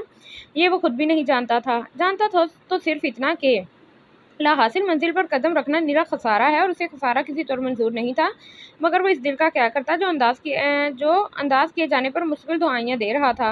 उसकी एक नज़र करम के लिए मुख्तलिफ चालें चल रहा था। अपनी हज़ार हाँ कोशिश के बावजूद वो उससे नज़रें नहीं चुरा रहा था। इसके बावजूद उसकी हाँ और अपनी ना की जंग जारी रखे हुए था, जिसमें उसे हर हाल में फातेह बनना था। मफतूह बनना उसे गवारा नहीं था। हाँ आयशा, उसामा आया है या नहीं? मीटिंग खत्म होते ही उसने इंटरकॉम पर आयशा से पूछा था। इसे कुछ अहम डिस्कशन करनी थी उसे। नहीं मैम, अभी तो नहीं आए, लेकिन उनका फ़ोन आया था कि वो लेट हो जाएंगे। ओके। अभी वो रिसीवर रखने ही वाली थी कि आयशा ने रोक लिया। एक मिनट मैम, वो सुफियान साहब कब से आए बैठे हैं? अगर आप कहें तो मैं आगे। उसने बात अधूरी छोड़ दी। ये यहाँ क्या लेने आया है? उसने दिल ही दिल में सोचा। तभी आयशा ने फिर पूछा। हाँ ठीक है, भेज दो। उसे अजहद कोफ्त हुई थी। कुछ ही देर बाद दस्तक हुई। उसने फाइल से नजरें उठाते हुए सिर्फ एक पल के लिए देखा, दूसरे ही पल आहिस्तगी से यस कहते हुए दोबारा फाइल पर नजरें जमा दी। ओह आइए मिस्टर सुफियान, ज़हे नसीब, कहिए क्या खिदमत करें हम आपकी? राहों में फूल बिछाएं या फिर? मिस लाइबा रिजवी, दुश्मन की राहों में तो अमूमन दुश्मन कांटे ही बिछाते हैं। अब आपकी मर्जी है, चाहे तो फूल बिछा दें, चाहे कांटों भरी टहनियाँ। हमें तो राह गुजर पर चलना है, फिर भले राह में फूल हो या कांटे, क्या फ़र्क पड़ता है? उसने कनखियों से देखते हुए ज़ूम मायनी बात कही थी। लाइबा उसके बदले हुए अंदाज पर चौंकी ज़रूर, मगर जाहिर नहीं किया। वैसे कांटों पर चलना इतना आसान नहीं होता मिस्टर सुफियान। मैं जानता हूँ आसान तो कुछ भी नहीं होता, मगर हिम्मत तो करनी पड़ती है, कदम तो बढ़ाने पड़ते हैं। मुश्किलात तो इंसान को अपनी मंजिल से दूर नहीं कर सकती। अलबत्ता मंजिल तक रसाई पाने के लिए मुश्किलात को दूर किया जा सकता है। क्या ख्याल है तुम्हारा मिस्टर सुफियान? ज़रूरी नहीं कि मेरा ख्याल आपकी सोच को मुस्बत कर दाने। पूछ सकती हूँ, मेरे ऑफिस में तुम्हारी तशरीफ आवरी किस सिलसिले में हुई है? उसकी बात को दानिशा नज़रअंदाज करते हुए असल मकसद की जानिब आई थी। उसने एक पल को कलम उंगलियों में घुमाते हुए लाइबा को गहरी नज़रों से देखा था। तुम घर क्यों नहीं आ रही? उसने बगौर उसकी गहरी संजीदगी को मुलाहिजा किया था। घर? किसके घर? तुम्हारे? सिकंदर लिगारी के या फिर ताहिरा लिगारी के घर? मुस्कुराते हुए उसने तंजिया इस्तफसार किया था। अपने घर, उसने आहिस्ता से कहते हुए उसके तंज को दरे को एदना जाना था। ओह अपने घर में तो मैं रोज जाती हूँ सुफियान। उसने अपने घर पर खासा जोर दिया। कुछ देर बाद मैं वहीं जा रही हूँ। तुम किस घर की बात कर रहे हो? वो संजीदा थी, मगर उसकी आंखों का इस्तेहज़ाब वो अच्छी तरह देख रहा था। लब बेंचे हुए वो मुस्कुराया था। वो घर जो हम सबका है, हम सबका, जो कि बहुत अच्छा है। और ये कब तय हुआ? शायद हमेशा से तय था। खिलाफे तवक्का इस बार भी उसने लाइबा के तंज को नज़रअंदाज कर दिया। आज वो बार बार चौंक रही थी, ठिठक रही थी। बिलाकर अपनी हैरत को उसने जुबान दे ही दी। ओह प्लीज़ सुफियान, तुम्हारे मुंह से शीरनी में डूबे हुए अल्फाज कुछ सूट नहीं कर रहे। मेरे ख्याल में तुम्हारा पुराना वाला अंदाज ज़्यादा बेहतर है। और फिर तुम्हें ज़रूरत ही क्या है अपनी अना को ठेस पहुँचाने की ख्वाह मख्वाह में? ठीक कह रही हो तुम। कुछ लोगों को प्यार भरी जुबान समझने में दिक्कत होती है। तुम्हारी तबीयत अब कैसी है? उसके तंज को उसने अच्छी तरह से महसूस किया था। फिर अगले जुमले पर उसने झटके से सर उठाकर उसकी जानिब देखा। उसके होठों पर मुबहिम सी मुस्कुराहट उसे सरतापा झुलसा गई। क्या तुम मेरी तबीयत का पूछने आए हो? मुझे तो मॉम ने भेजा था ये देखने कि उनकी बेटी किस हाल में है। इतने दिनों से घर क्यों नहीं आई? माँ है ना, परेशान तो होंगी ही। उसे जिद करने की बारी अब उसकी थी। आज मेरे हैरत ज़दा होने का दिन है। हैरत दर हैरत मेरे लिए कोई परेशान हो रहा है, किसी को फिक्र हो रही है। ताज्जुब है, तुम्हारी मॉम को पिछले 2.5 माह में मेरी फिक्र नहीं हुई तो आज क्यों परेशान हो रही हैं वो भी लाइबा थी। ज़्यादा देर किसी को खातिर में नहीं लाती थी। ये तो तुम मुझसे ज़्यादा बेहतर जानती हो कि उन्होंने 2.5 माह में तुम्हारी फिक्र की है या नहीं। अब के इसने भी उसका लहजा अपनाया था। इससे पहले कि वो कुछ कहती उसके मोबाइल की बीप हुई। उसामा का नाम देकर उसने फ़ौरन बटन पुश किया था। तुम हो कहाँ? मैं कब से तुम्हारा इंतज़ार कर रही हूँ। ओके, मैं आधे घंटे में वहाँ पहुँचती हूँ। तुम प्लीज़ बाकी सबको भी इन्फॉर्म कर देना। Okay bye. सेल फोन बंद करके वो सुफियान की जानिब मुतवज्जा हुई। वेल मिस्टर सुफियान, इस वक्त तो मुझे बहुत ज़रूरी कहीं जाना है। मुझे अफसोस है मैं आपको ज़्यादा टाइम ना दे सकी। क्या वाकई तुम्हें अफसोस है? उसकी आंखों में जाने क्या था कि वो ज़्यादा देर उसमें ना देख सकी। फ़ौरन नज़रें चुरा गई। तुम्हें क्या लगता है मेरा क्या है? मैं तो कुछ भी समझ सकता हूँ, तुम मुझे रोक नहीं सकती। बिल्कुल, वैसे भी मुझे किसी की ज़ाती ज़िंदगी में मुदाखलत करने का कोई शौक़ नहीं है। खैर मैं चलती हूँ। और हाँ, अपनी मॉम से कह देना मेरे लिए परेशान होने की कतन कोई ज़रूरत नहीं। मैं अपना ख्याल खुद रख सकती हूँ। अब तक तो उन्हें इस बात का यकीन हो जाना चाहिए था। वो तेज़ी से बैग कंधे पर लटकाते हुए दरवाजे की जानिब बढ़ी। लाइबा, उसकी आवाज़ पर वो ठटक कर रुकी ज़रूर मगर पलटी नहीं। तुम आज घर आ रही हो? वो दफतन घूमी थी। क्या ये ऑर्डर है? तुम जो भी समझ लो, एक ही बात है। नहीं, ये एक ही बात नहीं है। अगर ये ऑर्डर है तो मैं तुम्हें बता दूं कि किसी को मुझे हुक्म देने का कोई हक नहीं। ये कहकर वो तेजी से वहां से निकल गई और वो कितने ही पल वहां बैठा कुछ सोचता रहा। मैं क्या सुन रही हूँ लाइबा? ये तुम किन चक्रों में पड़ी हो? क्या करती फिर रही हो आजकल? वो आज ही टाइम निकाल कर लिगारी पैलेस चली आई थी। वो उसे अब किसी की कोई परवाह नहीं थी, लेकिन जाने क्यों फिर भी वो चली आई थी। कुछ देर पहले ही वो अपने रूम में दाखिल हुई थी, तभी ताहिरा लगारी बरहम से तासुरात लिए उसके पीछे अंदर दाखिल हुई और आते ही सवालों की बौछार कर दी। सवाल एक ही था, अल्फाज मुख्तलिफ थे। आज इतने दिनों बाद उनका ये रवैया देखकर ना वो चौंकी थी और ना ही उसे हैरत हुई थी। क्या कर रही हूँ मैं आजकल? जानकर अनजान बनते हुए उसने आजकल पर जोर दिया। अनजान मत बनो लाइबा, मैं तुम्हारी इन दिनों की मसरूफियात की बाबत दरियाफ्त कर रही हूँ। तुम्हें कब से सोशल वर्क का बुखार चढ़ गया? ये किन फजूल चक्रों में पड़ी हुई हो तुम? इतने वसी बिजनेस की जिम्मेदारी है तुम पर, और इसलिए मैंने तुम्हें ये जिम्मेदारी नहीं सौंपी थी कि तुम इसे ऐसे ही लुटाती फिरो। Excuse me Mrs Tahira Sikandar Lagari, पहली बात तो ये कि पापा की सारी प्रॉपर्टी की मालिक मैं हूँ। इसे संभालने की जिम्मेदारी भी मेरी ही है। आप मुझे ना भी देती तो भी इसे मुझे ही मिलना था। दूसरी बात, मैं कुछ भी फजूल नहीं लुटा रही। जो भी कर रही हूँ बहुत सोच समझ कर रही हूँ। आखिर अमीर कबीर बाप की बेटी हूँ, बिना फ़ायदे के तो कुछ भी नहीं करूँगी। उसने इस्तेहज़ाइया हंसते हुए खुद पर तंज किया था। वैसे पहले जो मैं इतनी बड़ी रकम फजूल शॉपिंग में, पार्टीज़ में, इस किस्म की फजूल मसरूफियात में लुटाती थी, क्या वो आपको फजूल नहीं लगता था? लगेगा भी तो कैसे? हम जैसे हाई क्लास फैमिलीज़ की यही तो शान है। मुझे यकीन नहीं आ रहा लाइबा, तुम इतनी खुदसर हो गई हो, मुझे अंदाज़ा नहीं था। और मेरा ख्याल है आपको ये कहने से कबल बहुत कुछ सोच लेना चाहिए, ताकि मुझ पर इल्ज़ाम लगाने से कबल आपको अंदाज़ा हो जाए कि आप क्या कह रही हैं और किससे कह रही हैं। उसकी इस दर्जा साफ गोई पर वो तिलमिला उठी। लाइबा, बहुत हो गया। अभी तो मैंने कुछ कहा ही नहीं और मुझे नहीं लगता कि मैंने आपकी शान में कोई गुस्ताखी की है। जो सच है वही तो कहा है मैंने। और आपको गुस्सा किस बात पर आ रहा है? मेरे सोशल वर्क का, या मेरी प्रॉपर्टी का 50% इस ट्रस्ट के नाम होना? या फिर आपका ख्याल था कि अपनी क्लास के लोगों की तरह मेरा सोशल वर्क मीडिया के सामने आए, प्रेस कॉन्फ्रेंस हो, लोग मेरे इस इक़दाम को सराहें, वाह वाह करें, खिदमत खल का राग अलापती, ताकि लोग कहें कि अरसलान रिजवी, सॉरी मिसेस ताहिरा लगारी की बेटी कितना बड़ा काम कर रही हैं। बहुत हो गया लाइबा, अब बस। मुझे यकीन नहीं आ रहा कि तुम अरसलान की बेटी हो, मेरी बेटी हो। मेरा नहीं तो कम से कम अपने बाप का तो लिहाज कर लेती। माँ हूँ मैं तुम्हारी, जन्म दिया है मैंने तुम्हें। हाँ, अब माँ है मेरी, आपने जन्म दिया है मुझे। याद आ गया आपको? किस बुनियाद पर आप ये जता रही हैं मुझे? आज तक आपने माँ होने का फ़र्ज़ अदा किया है क्या? क्या आप जानती हैं माँ होती क्या है? नहीं, हरगिज़ नहीं। माँ महज एक लफ्ज़ नहीं है। माँ बनने के लिए खुद को इस लफ्ज़ का हकदार बनाने के लिए कुछ करना पड़ता है। सिर्फ जन्म देने से कोई औरत माँ नहीं बन जाती। अरे आपसे अच्छी तो वो माएँ हैं जो अपने बच्चों को कूड़े के ढेर पर फेंकने से कभी चंद पल सोचती तो हैं। उनका दिल कुरलाता तो है। मगर आपने तो सिर्फ जन्म दिया है, कभी मेरी जानिब भूले से भी नज़र नहीं की। आज तक आपने कभी मेरे बारे में सोचा? कभी ये जाना कि मैं क्या चाहती हूँ? एक बेटी होने की हैसियत से मेरी माँ मेरे लिए कितनी अहम है, मुझे कितनी ज़रूरत है माँ की। आपके दिल में मेरे लिए कभी ख्याल आया? नहीं, कभी नहीं, क्योंकि आपके नज़दीक आपकी नाम नेहाद मसरूफियात, आपका अपना आप ज़्यादा अहमियत रखता है ना कि मैं। आपको सिर्फ अपनी परवाह थी और अब भी है। लेकिन मैं आपको ये सब क्यों बता रही हूँ? आपने तो आज से 7 बरस पहले नहीं सोचा था, तो अब क्या सोचेंगी? जानती हैं, मुझे ये नहीं पता कि माँ की गोद क्या होती है। मैं कभी ये जान नहीं पाई कि माँ का प्यार क्या होता है। कभी आपने मुझे एहसास ही नहीं होने दिया। इससे बड़ी बदकिस्मती मेरी और क्या होगी क्या कि अपनी माँ की गोद मुयस्सर होने के बावजूद किसी की माँ की गोद को हसरत से देखती हूँ। बहुत अरसे बाद उसका गला रुन गया। उसके अल्फाज में आंसुओं की आमेज़िश थी। आज पहली बार ताहिरा लगारी को अपना दिल बंधा होता हुआ महसूस हुआ था, मगर शायद बहुत देर हो चुकी थी। लाइबा को खुद को संभालने में खासी दिक्कत हुई थी, मगर वो खुद को संभाल चुकी थी। खैर, ये एक लाहासिल बहस है और मेरा ख्याल है मैं एक ऐसी हस्ती से हम कलाम हूँ जिस पर मेरी किसी बात का कोई असर नहीं होता। मैं जा रही हूँ और जाने से पहले मैं आपको इन्फॉर्म करना ज़रूरी समझती हूँ, मैं यहाँ से हमेशा के लिए रिजवी हाउस शिफ्ट हो रही हूँ। बहुत पहले सिर्फ आपकी वजह से मैं यहाँ आई थी, लेकिन चाहने के बावजूद मैं खुद को यहाँ एडजस्ट नहीं कर पाई। लेकिन अब मैं जा रही हूँ यहाँ कभी ना आने के लिए, और प्लीज़ मुझे रोकिएगा नहीं, क्योंकि मैं रुकूंगी नहीं। वो चली गई थी और चाहने के बावजूद ताहिरा लगारी उसे रोक नहीं पाई थी। लाइबा अरसलान रिजवी और ताहिरा रिजवी की इकलौती बेटी थी। अरसलान मुंह में सोने का चम्मच लेकर पैदा हुए थे और दोनों की जायदाद के तनहा वारिस थे। उनके बिजनेस में कदम रखने के चंद साल बाद उनके वालिदैन इस दुनिया से चल बसे। अरसलान खासे समझदार और ज़हीन इंसान थे। उन्होंने मेहनत और अपनी जहानत से बिजनेस को आसमान की बुलंदियों तक पहुंचा दिया था। ताहिरा से उनकी मुलाकात एक बिजनेस मीटिंग में हुई थी। ताहिरा हद खूबसूरत होने के साथ साथ हद दर्जा ज़हीन भी थी और उनके दोस्त की बिजनेस पार्टनर थी। पहली ही मुलाकात में वो इनकी जहानत और गुफ्तार के कायल हो गए। इन्हें लोगों को अपनी तरफ माइल करना आता था। अरसलान भी एक काम से इंसान थे, फ़ौरन माइल हो गए। ताहिरा को भी अरसलान अच्छे लगे थे। ताहिरा को दुनिया में एक माँ के अलावा और कोई नहीं था और वो भी हार्ट पेशेंट थी। अरसलान ने जब ताहिरा को प्रपोज किया तो उन्होंने फ़ौरन हामी भर ली और कुछ ही अरसे में शादी के खूबसूरत बंधन में बन गए। शुरू में दोनों में अच्छी खासी अंडरस्टैंडिंग रही, लेकिन कुछ अरसा गुजारने के बाद अरसलान को एहसास हुआ कि ताहिरा के साथ उनकी शादी का फैसला बहुत जल्दबाजी में हो गया। अपने इस फैसले पर वो अक्सर पछताते थे, क्योंकि ताहिरा को घर से कम और बाहर से ज़्यादा लगाव था। उनके लिए भी कुछ अहम नहीं था सिवाय अपनी ज़ात के। शादी के 3 साल बाद जब डॉक्टर ने उन्हें मां बनने की नवीद सुनाई तो जहां अरसलान खुशी से फूले नहीं समा रहे थे, वहीं ताहिरा हैरत और परेशानी की तफसीर बनी हुई थी। उन्हें यह बच्चा किसी मुसीबत से कम नहीं लग रहा था, इसलिए उन्होंने अरसलान की खुशी को पसे पुश डालते हुए अबॉर्शन का फैसला कर लिया।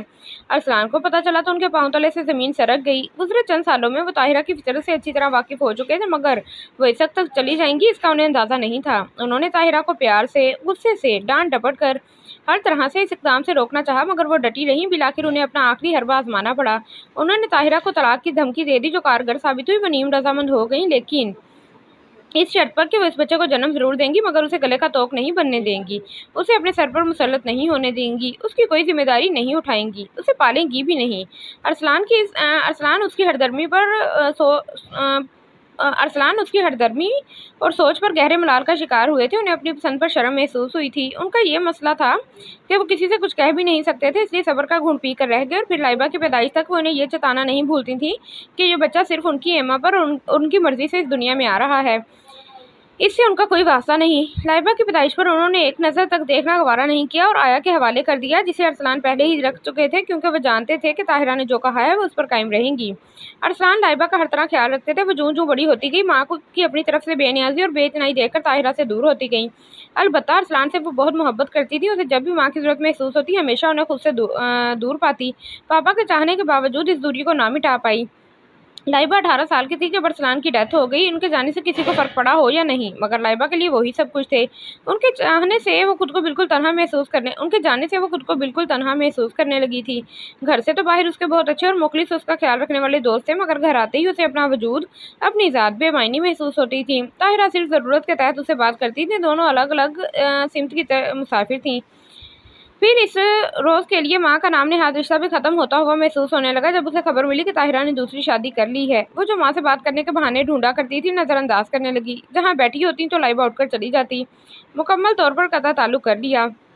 अपनी तरफ से खामोश नाराज़गी का इजहार था, मगर वो ये नहीं जानती थी कि जिनसे वो पूरे इस्तेहकाक के साथ नाराज़गी का इजहार कर रही है, उन्हें किसी की नाराज़गी से कोई फ़र्क नहीं पड़ा, चाहे वो उनकी बेटी ही क्यों ना हो। जिस रोज़ इन्हें लगारी हाउस शिफ्ट होना था, इसी रोज़ लाइबा अपने कमरे से एक पल के लिए भी बाहर नहीं आई थी। वो जानती थी कि इन्हें इसकी मौजूदगी या आदम मौजूदगी से कोई फ़र्क नहीं पड़ेगा, मगर एक आस सी थी कि वो माँ है, शायद दिल पसीज जाए, शायद वो उससे मिलने आए, शायद उसे उस वक्त ज़बरदस्त शौक लगा था जब खिलाफ़े तवक्का ताहिरा बेगम उसके कमरे में आई, शायद पहली बार, और ना सिर्फ निहायत नरमी और प्यार से बात की, बल्कि उसे भी वहीं शिफ्ट होने को कहा।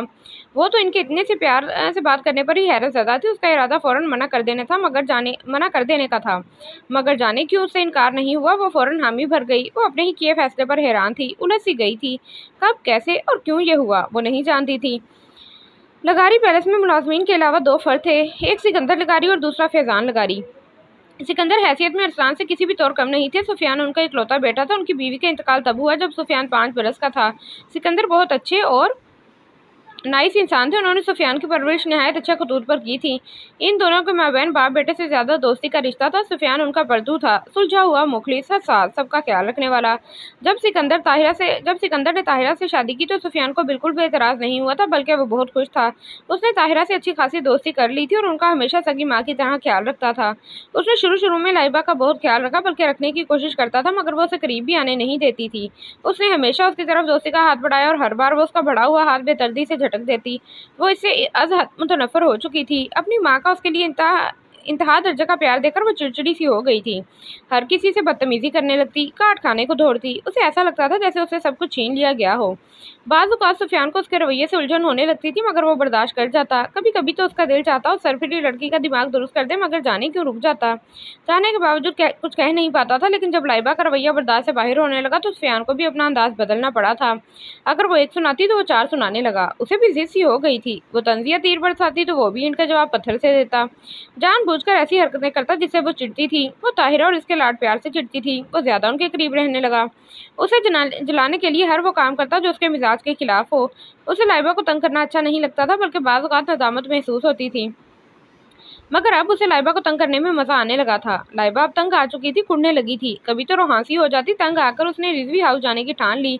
सुफियान को खबर हुई तो उसे अपने रवैये पर असर शर्मिंदगी महसूस हुई, मगर उसने इजहार नहीं किया, बल्कि उसे ये जताते हुए अपने दूसरे घर में शिफ्ट हो गया कि वो इसकी मौजूदगी में यहाँ रहना नहीं चाहता। वो ये नहीं चाहता था कि लाइबा ये समझे कि अपने रवैये पर शर्मिंदा है, और ना ही ये चाहता था कि लाइबा यहाँ से जाए। वो एक मर्द था, कहीं भी अकेला रह सकता था, मगर लाइबा की बात और थी। सिकंदर लगारी और ताहिरा को कोई एतराज था भी तो नहीं। उसने इन्हें कायल करने के लिए बहुत सी तौजीहात पेश की, तो उन्हें उसे जाने की इजाज़त देना ही पड़ी। लाइबा ने उसके जाने पर कलमा शुक्र अदा किया था कि शायद अब उसकी माँ को उसका ख्याल आए, लेकिन ऐसा कुछ नहीं हुआ। उनका रवैया वैसा ही था। बहुत ही अहम अमूर पर बात करना, उसकी ज़रूरियात पूरी करने के लिए एक ब्लैंक चेक थमा देना, जितनी चाहे रकम भरे और ज़रूरियात पूरी कर ले। इससे बढ़कर उन्हें नहीं लगता था कि उसकी कोई ज़रूरत हो सकती है। जब उसने डिप्रेशन भरी ज़िंदगी से उकताकर अपनी अलग दुनिया बसा ली थी, जहाँ उसे अपने अलावा दूसरे के मसाइल का एहसास हुआ था, उसने खुद को संभाल लिया था। उसने खुद को औरों के दुखों से तोलना शुरू किया तो अपना दुख बहुत छोटा महसूस हुआ था। जब वो सब कुछ भूल चुकी थी, अब माँ ने ये जताया था कि वो उसकी माँ है, जन्म दिया है उन्होंने उसे, तो जिन जख्मों को सिला हुआ समझ चुकी थी, एक ही झटके में उधड़ गए थे।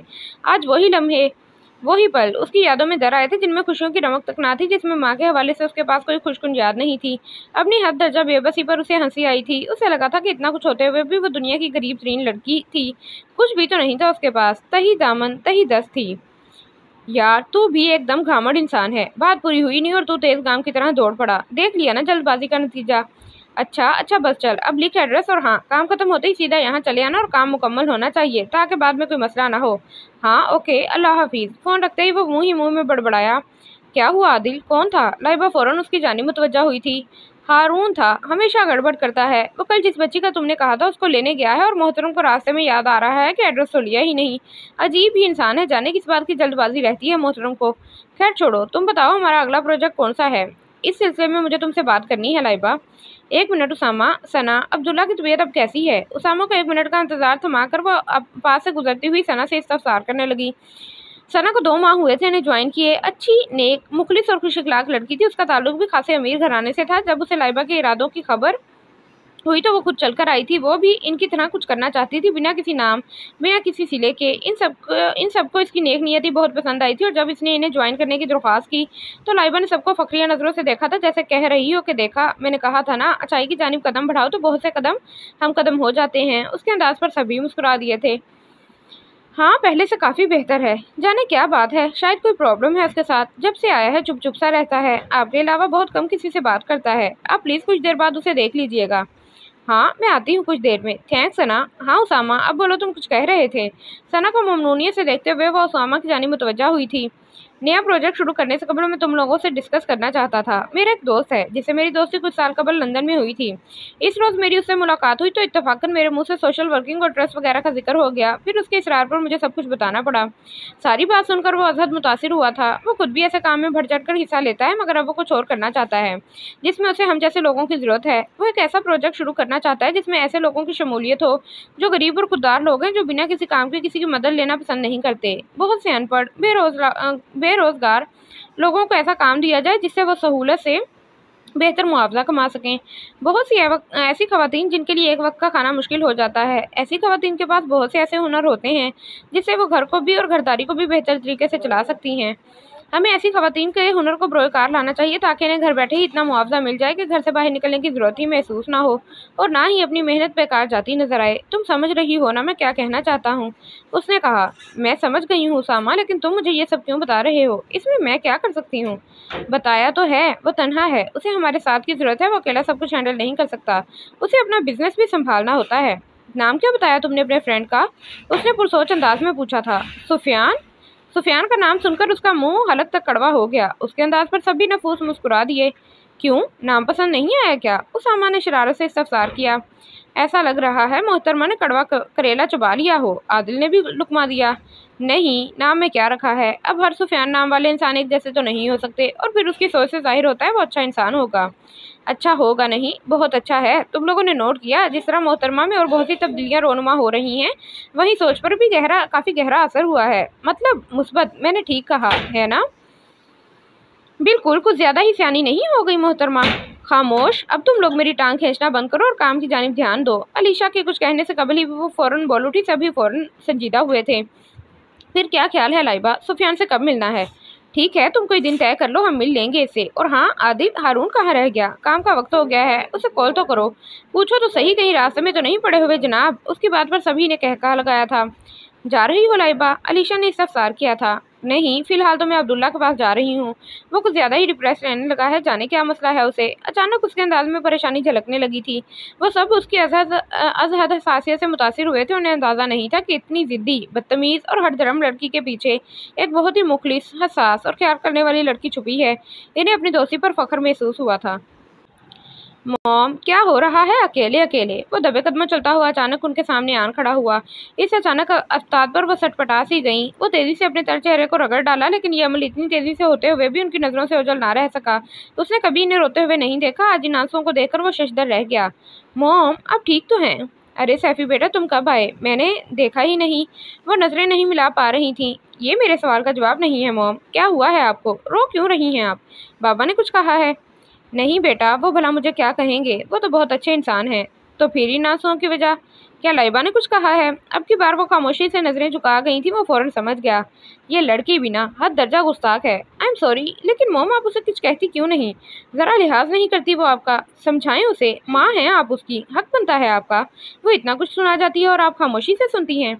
नहीं सैफी, कसूर उसका नहीं मेरा है। मेरे पास वो हक ही नहीं जिसके तहत मैं उसे कसूरवार गर्दान सकूं या उसे इसके नारवा सलूक को गलत करार दे सकूं। और मेरा ये हक, मेरा उस पर इस्तेहकाक उसने नहीं, मैंने खुद अपने आप से छीना है। जब मैंने उसे अपनी बेटी होने का हक नहीं दिया, तो माँ होने का हक कैसे ले सकती हूँ? जब मैं खुद उसके इस रवैये की जिम्मेदार हूँ तो फिर गिला कैसा? मैंने कभी उसके एहसास जज्बात को समझने की कोशिश ही नहीं की, कभी कदर ही नहीं की। मैं आज तक उसकी ज़रूरतों को ना जान पाई। मेरी ज़रूरत है, मैंने कभी सोचा ही नहीं। आज तक माँ का फ़र्ज़ अदा नहीं किया और मेरे वजूद का हिस्सा थी, मगर मैंने कभी उसे खुद से करीब नहीं होने दिया। जो इस्तेहकाक वो मुझ पर रखती थी, मैंने कभी उसका इस्तेहकाक उसे इस्तेमाल करने नहीं दिया। वो हमेशा मुझसे बात करने की कोशिश करती, मगर मुझे कभी उसकी बात सुनने की फुर्सत नहीं मिली। वो मुझसे बहुत कुछ शेयर करना चाहती थी, मगर मैं हमेशा नज़रअंदाज कर जाती। जब एक माँ अपने बच्चे को जन्म देने पर शराइत आयद कर सकती है, तो उसे क्या हक पहुँचता है कि वो अपनी औलाद से उम्मीद रखे? आज मुझे खुद से घिन आ रही है। कैसी औरत हूँ मैं, अपनी सगी बेटी की कभी परवाह नहीं की, जिसे अपनी जात के अलावा कुछ दिखाई नहीं दिया, अपनी इतनी प्यारी बेटी भी नहीं। औरत हूँ मैं, तूफ है मुझ पर। कितनी खुदगर्ज थी मैं, कितनी बेहिस थी मैं। मेरी बेटी एक नज़र के लिए हसरत से मुझे देखती रही और मैं यकसर नज़रअंदाज कर देती थी। वो अपने किए पर अजहद नादिम थी, अजहद शर्मसार थी। सुफियान चाहते हुए भी उन्हें दिलासा नहीं दे सका था। उसके पास अल्फाज ही नहीं थे, वो महज देख कर रह गया।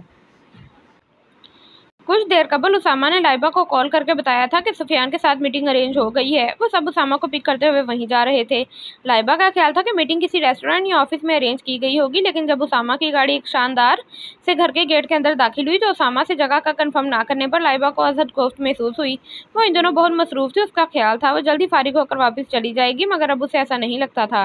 वो इस काम को जल्दी निपटाएगी, क्योंकि जब घर में मीटिंग्स अरेंज हों तो काफ़ी टाइम सर्व होता है और अब वो वक्त को हाथ से निकलने नहीं देना चाहती थी। उसके लिए एक एक मिनट अजहद अहम था। अब उसकी ज़ात के साथ बहुत से लोगों की खुशियाँ जुड़ी थीं और वो कभी भी इन खुशियों को ग्रहण नहीं लगने देना चाहती थी। और इनकी खुशियों का तकाजा था कि वक्त को मुट्ठी में कैद कर ले, सिरकने ना दे। घर इंतहाई शानदार था, सभी सराहे बगैर ना रह सके। अंदर दाखिल होते ही वहाँ की गहमा गहमी ने चौंका दिया। मिक्स गैदरिंग थी, खासे लोग जमा थे, शायद कोई फंक्शन था। ये सब क्या है? उसके साथ कदम बढ़ाते हुए आदिल ने इस्तफसार किया था। तुम्हें नजर नहीं आ रहा? हारून ने मुस्कुराना नजरों से देखा। आ रहा है, मगर उसामा ये सब? वो हैरत के मारे जुमला भी मुकम्मल ना कर पाया। मैं कुछ नहीं जानता। मुझे तो सुफियान ने कॉल करके कहा था कि वो फारिग है, इसलिए आज ही मीटिंग रखी जाए, बाद में वो बिजी हो जाएगा। मैं नहीं जानता था कि उसके घर में कोई फंक्शन है।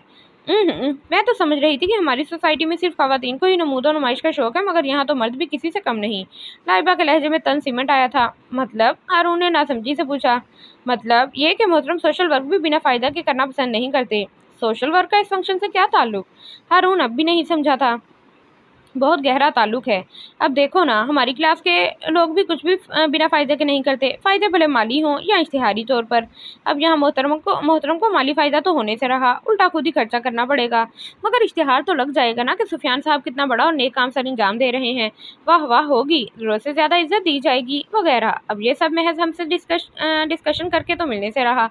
जाहिर है ये सब करके तो शाबाशी मिलेगी। इतनी बेएतबारी अच्छी नहीं होती मिस लाइबा रिजवी। ज़रूरी नहीं जो नज़र आ रहा हो असल में भी वही हो जो आप सोच रहे हो। हकीकत कुछ और भी तो हो सकती है ना। इससे पहले कि कोई कुछ बोलता, बिल्कुल अचानक उसके सामने आन खड़ा हुआ था। सामने खड़े शख्स को देखकर उसे झटका लगा। तुम? बेयकीनी से देखा था। उस पल उसका अपना सर पीट लेने को दिल चाहा था। इतने दिनों वो कितनी बेपरवाह हो गई थी। जब उस्मान ने सुफियान का नाम लिया, फौरन उसे पूरा नाम तो पूछ लेना चाहिए था। उसकी हैरत और बेयकीनी से फैली हुई आंखों में देखते हुए वो महजूज कुन अंदाज में मुस्कुरा रहा था। तुम दोनों एक दूसरे को जानते हो? उसामा ने बारी बारी दोनों को देखा था। जवाबन लाइबा महज लब भेज कर रह गई। उसामा समझ गया कि कुछ नहीं बल्कि बहुत कुछ गलत हुआ है। उसामा, मैं जा रही हूँ, मुझे बहुत अर्जेंट काम है। लेकिन लाइबा, ये काम भी तो बहुत अहम है। शायद अब ये मेरे साथ काम करना पसंद ना करें। उसामा ने उसकी दो मायनी बात पर झटके से उसकी जानिब देखा था। वो बड़ी गहरी नजरों से उसकी जानिब देख रहा था। लाइबा ने नकुआ से सर झटका था। मुझे अपनी अना की तस्कीन के लिए दूसरों की खुशियाँ लूटने का कोई शौक नहीं है। हालांकि ये काम आप बहुत पहले कर चुकी हैं। उसके तंज को अब की बार लाइबा ने यकसर नज़रअंदाज कर दिया था। उससे बहस करने से कहीं बेहतर था उसके पास करने को। सैफी, ये सब क्या है यार? तुमने मुझे इन्फॉर्म ही नहीं किया कि यहाँ कोई फंक्शन चल रहा है। इन दोनों की गुफ्तगू नज़रअंदाज करते हुए उसामा ने सुफियान से इस्तफसार किया। वो तीनों ही समझ चुके थे कि ये सुफियान कोई और नहीं बल्कि लाइबा का वो वाहिद दुश्मन है जिसके बारे में उसने अपने दोस्तों में से किसी से कुछ भी नहीं छुपाया था। मैं खुद नहीं जानता था। यहाँ आकर पता चला कि मेरे प्रोजेक्ट की कामयाबी पर सरप्राइज पार्टी अरेंज की गई है। मेरा ख्याल है अब अंदर चलना चाहिए, सबसे माजरत ख्वाहाना लहजे में कहते हुए उसने कहा था। उसामा, मुझे जाना होगा, बहुत ज़रूरी काम है। तुम लोग डिस्कस कर लो, जो भी फाइनल हो तो मुझे इन्फॉर्म कर देना। वो सब आगे निकल गए थे। तभी लाइबा ने उसामा को रोकते हुए कहा, लेकिन लाइबा, तुम्हारे बगैर ये कैसे? उसामा, हम सब में मैं और तुम कुछ नहीं है, सब एक हैं। तुम जो फैसला करोगे मेरी सोच के ऐन मुताबिक होगा। मुझे तुम पर मुकम्मल भरोसा है। मैं जल्द आ जाऊँगा तो फिर तमाम तफसीलात समझा दूँगा। Thanks, bye. वो बर्फ रफ्तारी से वहाँ से निकली थी। वो जानती थी कि अंदर ताहिरा ज़रूर होंगी, इसलिए वो लौट आई थी। लाइबा, चलते चलते उसे ठटक जाना पड़ा था। क्या बात है बेटा, आई और बाहर से ही वापस जा रही हैं? वो अपने मखसूस मुशफ़क़ाना अंदाज से मुखातिब थे। वो शर्मिंदा सी हो गई। एक वही तो थे जिनकी वो दिल से इज्जत करती थी। आई एम सॉरी अंकल, लेकिन मुझे ज़रूरी काम से जाना था, इसलिए। लाइबा, हमसे कोई गलती हो गई है बेटा, अब बहुत दिनों से घर भी नहीं आई। ताहिरा भी आपके लिए बहुत परेशान रहती हैं। उनके नाम पर उसने अपने लब भेजे थे। बाखुदा, मैंने हमेशा आपको अपनी बेटी माना है और हमेशा कोशिश रही है कि आपको कोई तकलीफ ना हो। अगर मेरी ज़ात से आपको नहीं अंकल, कैसी बातें कर रहे हैं आप? जैसा आप सोच रहे हैं ऐसा कुछ नहीं है। दरअसल आजकल मसरूफियात इतनी ज़्यादा हैं कि टाइम ही नहीं मिलता आने का। इंशाल्लाह जल्द ही चक्कर लगाऊंगी, लेकिन फ़िलहाल मुझे जाना है। प्लीज़ रोकिएगा नहीं, आपको मना करना मुझे अच्छा नहीं लगता। थैंक्स बेटा, ये कहकर आपने मेरा मान बढ़ा दिया, वरना मैं यही समझता रहता शायद आप मेरी वजह से। नहीं अंकल, आप तो इतने अच्छे हैं, इतने नाइस हैं कि किसी को चाहकर भी आपसे शिकायत नहीं हो सकती। आई एम सॉरी अंकल, मुझे जाना होगा, लेट हो रही हूँ। टेक केयर बेटा, अल्लाह हाफिज़। आप भी अपना ख्याल रखिएगा। अल्लाह हाफिज़। तभी उसकी नज़र कुछ फासले पर खड़े सुफियान पर पड़ी। वो मुस्कुराती हुई नज़रों से उसकी जानिब देख रहा था। जाने क्या हुआ था, उसने सिर पटाकर नज़रें चुरा ली और खुद पर हैरान होती हुई पलट गई। वो नहीं जानता था ऐसा क्यों और कैसे हो सकता है। अपने साथ कुछ फासले पर बैठा वजूद, उसका अपने इतने करीब होना उसके अंदर तक सरशार क्यों कर रहा था? क्या अपने दिल पर हजारा पहरे बिठाने के बावजूद वो उसके खूबसूरत जाल में फंस गया है? जिस जंग को वो फातेह बनने के लिए लड़ रहा था, क्या वो इसमें मफतूर ठहरा था? क्या वाकई वो नहीं जानता था? वो नहीं क्या वाकई वो नहीं चाहता था? वो हो चुका था। वो उलझा हुआ था, बावजूद इसके साथ बैठा हुआ वजूद उसे हवाओं में उड़ा रहा था। उसका बस चलता तो पूरी दुनिया को अपनी इसी खुशी में शामिल करता। अगर तुम्हें गाड़ी कछुए की रफ्तार से चलानी आती है तो गाड़ी मुझे ड्राइव करनी होगी, क्योंकि मुझे और भी बहुत से काम हैं। सड़कें नापने का मुझे कोई शौक नहीं, और ना ही मुझे रोड और फुटपाथों पर कोई थीसिस लिखना है जिसके लिए इतनी स्लो ड्राइव पर रिसर्च करने की जरूरत पेश आए। सो प्लीज़ ज़रा जहमत कीजिए और गाड़ी रोकिए ताकि मैं ड्राइव कर सकूँ। सुफियान का प्रोजेक्ट खासा मुतासिरकुन था और लाइबा ने उसके साथ काम करने में कोई एतराज़ भी नहीं किया था। सुफियान हैरान तो हुआ, मगर उसे बहुत अच्छा लगा था कि वाकई वो बदल गई है। इस सिलसिले में उसे अक्सर बेशतर लाइबा की ज़रूरत पड़ती थी सुफियान को, और वो भी अपनी ज़ाती दुश्मनी साइड पर कर देती थी। मुझे नहीं पता था कि तुम इतना अच्छा मजाक भी कर लेती हो। गुड। उसके इतने वाज़ेह तंज को उसने ठंडे मीठे अंदाज में मजाक का नाम देकर उसके पुराने मूड को बहाल करने की अजहद कोशिश की थी। मुझे तुमसे तारीफ वसूलने का कोई शौक नहीं है, इसलिए मुझ पर तारीफ के अल्फाज ज़ाया करने की कोई ज़रूरत नहीं। इसका मतलब है तुम्हें तारीफ कराने का शौक है, मगर मुझसे सुनना पसंद नहीं है ना? उसकी बात पकड़ने पर वह अजहद कोफ्त का शिकार हुई थी। मेरा ये मतलब हरगिज़ नहीं था, और मुझे कोई शौक नहीं है तारीफ करवाने का, और तारीफों के पुल बांधने वाले मुझे जहर लगते हैं। क्या वाकई? उसकी आंखों में शरारत समोते हुए बड़ी तवज्जो से देखा। वो नजरें चुरा गई। सुफियान प्लीज, आखिर तुम ये अहमकाना सी बातें और हरकतों से साबित क्या करना चाहते हो? कुछ खास नहीं, बस इतना कि हम आपके खैर ख्वाह हैं। उसकी जानिब झुकते हुए वो इस अंदाज में गोया हुआ कि वो सटपटा कर रह गई। अपनी हद में रहो सुफियान। मैंने हद पार ही कब की है? हद ही में तो हूँ। उसकी घबराहट ने सुफियान को अजद महसूस किया था। जुमले की ज़ौम-ए-अनियत ने उसे चिढ़ा ही तो दिया। गाड़ी रोको सुफियान। उसके चिल्लाने पर उसने यकलक ब्रेक लगाए थे। लाइबा का सर झटके से डैशबोर्ड से टकराया था। बदतमीज! वो माथे को हाथ से सहलाती हुई गाड़ी का दरवाज़ा खोलने लगी। तब भी बहुत आहिस्तगी से सुफियान ने उसकी दूधिया कलाई निहायत इस्तेहकाक से थाम ली। लाइबा के अंदर एक फ्रीडी सी दौड़ गई। उसके दम से उसके अंदर एक अजीब सा अनोखा सा एहसास जागा था जिसे कोई नाम ना दे पाई। बड़ी बेयकीनी से वो कितने ही पल यकटिक उसे देखे गई। सुफियान के लबों पर बड़ी खूबसूरत मुस्कुराहट फैली जिसे दबाते हुए उसने मायने खेज हुंकारा भरा। वह चौंकी थी और धीरे से नजरों का जाविया बदल गई। मेरा हाथ छोड़ दो प्लीज। वो मुंह दूसरी तरफ की आहिस्तगी से बोली। सुफियान हाथ छोड़ते हुए मुंह फेरकर महसूस कुन अंदाज में मुस्कुरा दिया। उसके बाद पूरे रास्ते उनके माबैन खामोशी छाई रही। सुफियान अजहद मसरूर था और लाइबा अपनी इस नई कैफियत पर हैरान होती रही। तुम्हें यकीन है कि उनका घर यहीं है? सुफियान ने बेयकीनी से अपने साथ चलती लाइबा को देखा। मेरा नहीं ख्याल कि मुझे भूलने की कोई बीमारी है। आयशा ने बताया था कि यहाँ के लोग निहायत मुफलिसी की जिंदगी बसर करते हैं, और उसने एक घर का एड्रेस भी दिया था जहाँ एक माँ और 4 बेटियां रहती हैं। काफ़ी खुददार थीं। इंतहाई मुफलिसी की ज़िंदगी बसर करने के बावजूद किसी के आगे हाथ नहीं फैलाती।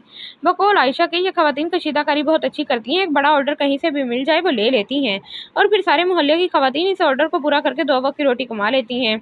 इस वक्त इन्हें ऐसे ही लोगों की तलाश थी, दरपर्दा, जिनकी मदद भी करें उन्हें एहसास भी ना हो।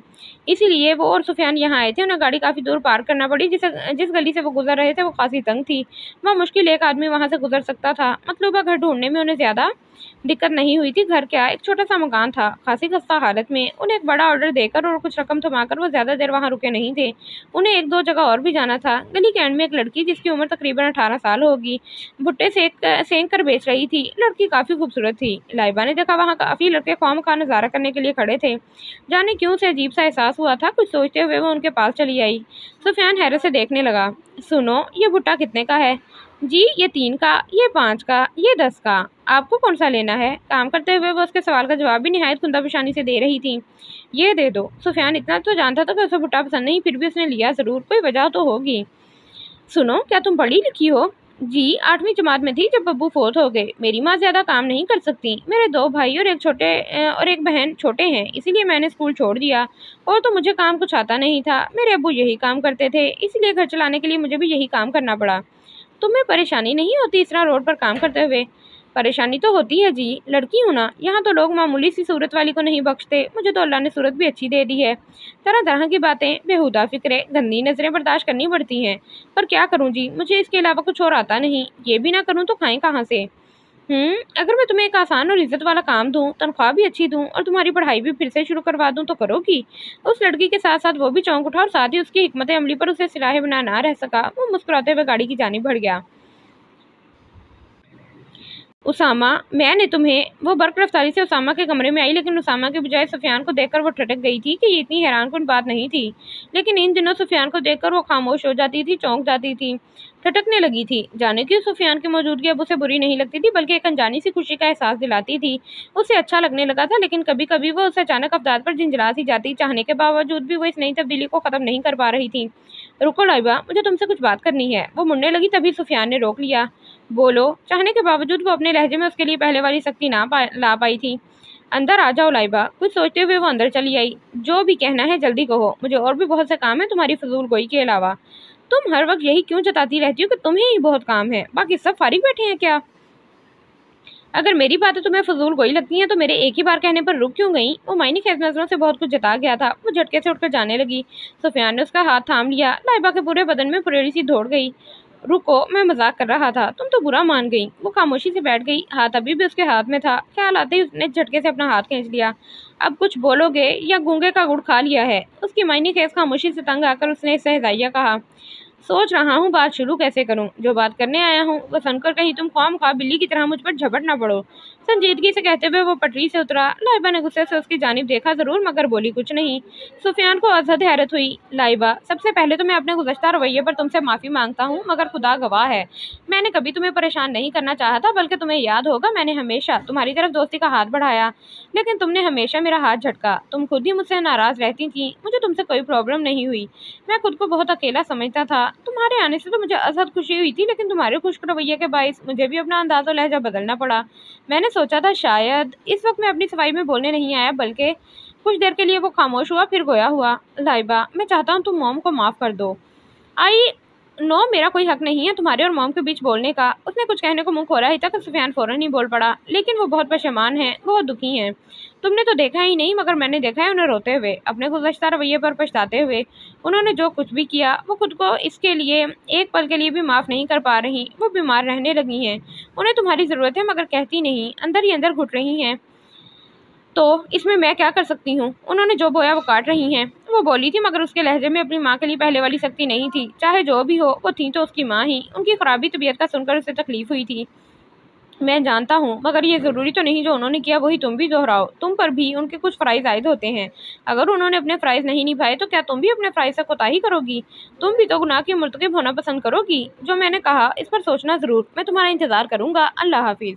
वो एक ही जुमले में सब कुछ कह गया था। वो कितनी ही देर वहाँ खड़ी सोचती ही रह गई। बज़ाहिर वो पुरसकून थी, लेकिन दरहकीकत ताहिरा लगारी की नासाज तबीयत का सुनकर वो अज़द परेशान हो गई थी। वो उनकी बेइतनाई और माजी में किए नारवा सलूक के बायस उनसे गुजरेजा थी, लेकिन इसके बरक्स वो इसकी माँ थी। बेशक उन्होंने उसे नजरअंदाज किया था, मगर वो तो उनसे मोहब्बत करती थी ना, और सबसे बढ़कर वो उनके वजूद का हिस्सा थी। एक अटूट रिश्ता था उनसे। वो चाहकर भी खुद को रोक ना पाई थी। वो उनके लिए फिक्रमंद थी। उन्हें इसकी ज़रूरत थी, और वो दूर बैठी उनकी बेबसी का तमाशा देख रही थी। ये सोचकर ही उसके अंदर बेचैनी और इसराब फैल गया।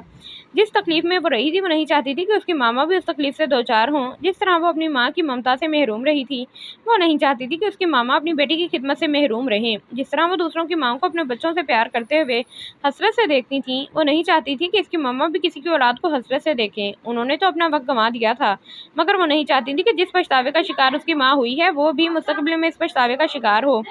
इसीलिए उसने फैसला किया कि वो हर बात को बालाए ताक रखते हुए बिना कुछ जताए अपनी मामा के पास जाएगी। उसकी माँ, जिसकी ममता उसे अपनी आगोश में लेने को बेताब है, फिर उसे भी तो अपनी हसरत मिटानी थी। कुछ देर कबल सुफियान का फोन आया था कि ताहिरा लगारी को हार्ट अटैक हुआ है। उसकी पूरी बात सुने बगैर वो बेयकीनी से रिसीवर को तकती रही थी। अभी तो उसे अपनी मामा के पास जाना था, उनकी तकलीफ दूर करनी थी, उसके आंसू पहुँचने थे, उनकी हसरत मिटानी थी। तो फिर अब ये क्या? अस्पताल पहुँचते ही उसकी मुठभेड़ सुफियान से हो गई। वो बेताबी से उसकी जानिब लपकी थी। सुफियान, मम्मा कैसी हैं? कहाँ हैं वो? रिलैक्स, वो बिल्कुल ठीक है। अब सुफियान को तो अपने यकीन के सच होने पर यकीन नहीं आ रहा था। उसे यकीन था कि लाइबा ज़रूर आएगी। क्या? कुछ देर कबल तो तुमने बताया था मम्मा को। हाँ बताया था, मगर हार्ट अटैक नहीं, मगर हार्ट अटैक इन्हें 2 रोज़ कबल हुआ था। अब वो बिल्कुल ठीक हैं। ये तो मुझे अब बता रहे हो? जानते हो कितनी परेशान हो गई थी मैं तुम और बता तो रहा था, लेकिन तुमने ही बात पूरी नहीं सुनी। जिस दिन मॉम की तबीयत ख़राब हुई थी मैंने उसी रोज़ तुम्हें कॉल की थी, लेकिन तुम्हारा मोबाइल मुसलसल ऑफ था। घर के नंबर पर भी तुम नहीं मिल रही थी। फिर मैं क्या करता? इसी वक्त सुफियान के अंदाज में एक अलग ही खनक थी, जैसे लाइबा महसूस ना कर सकी थी। मुझे मम्मा से मिलना है सुफियान, उसने झिझकते हुए कहा था। हाँ क्यों नहीं, चलिए मैडम। वो बिना कुछ जताए उसे उनके रूम में ले आया और उसे छोड़कर खुद वहाँ से एक्सक्यूज करता हुआ पलट गया।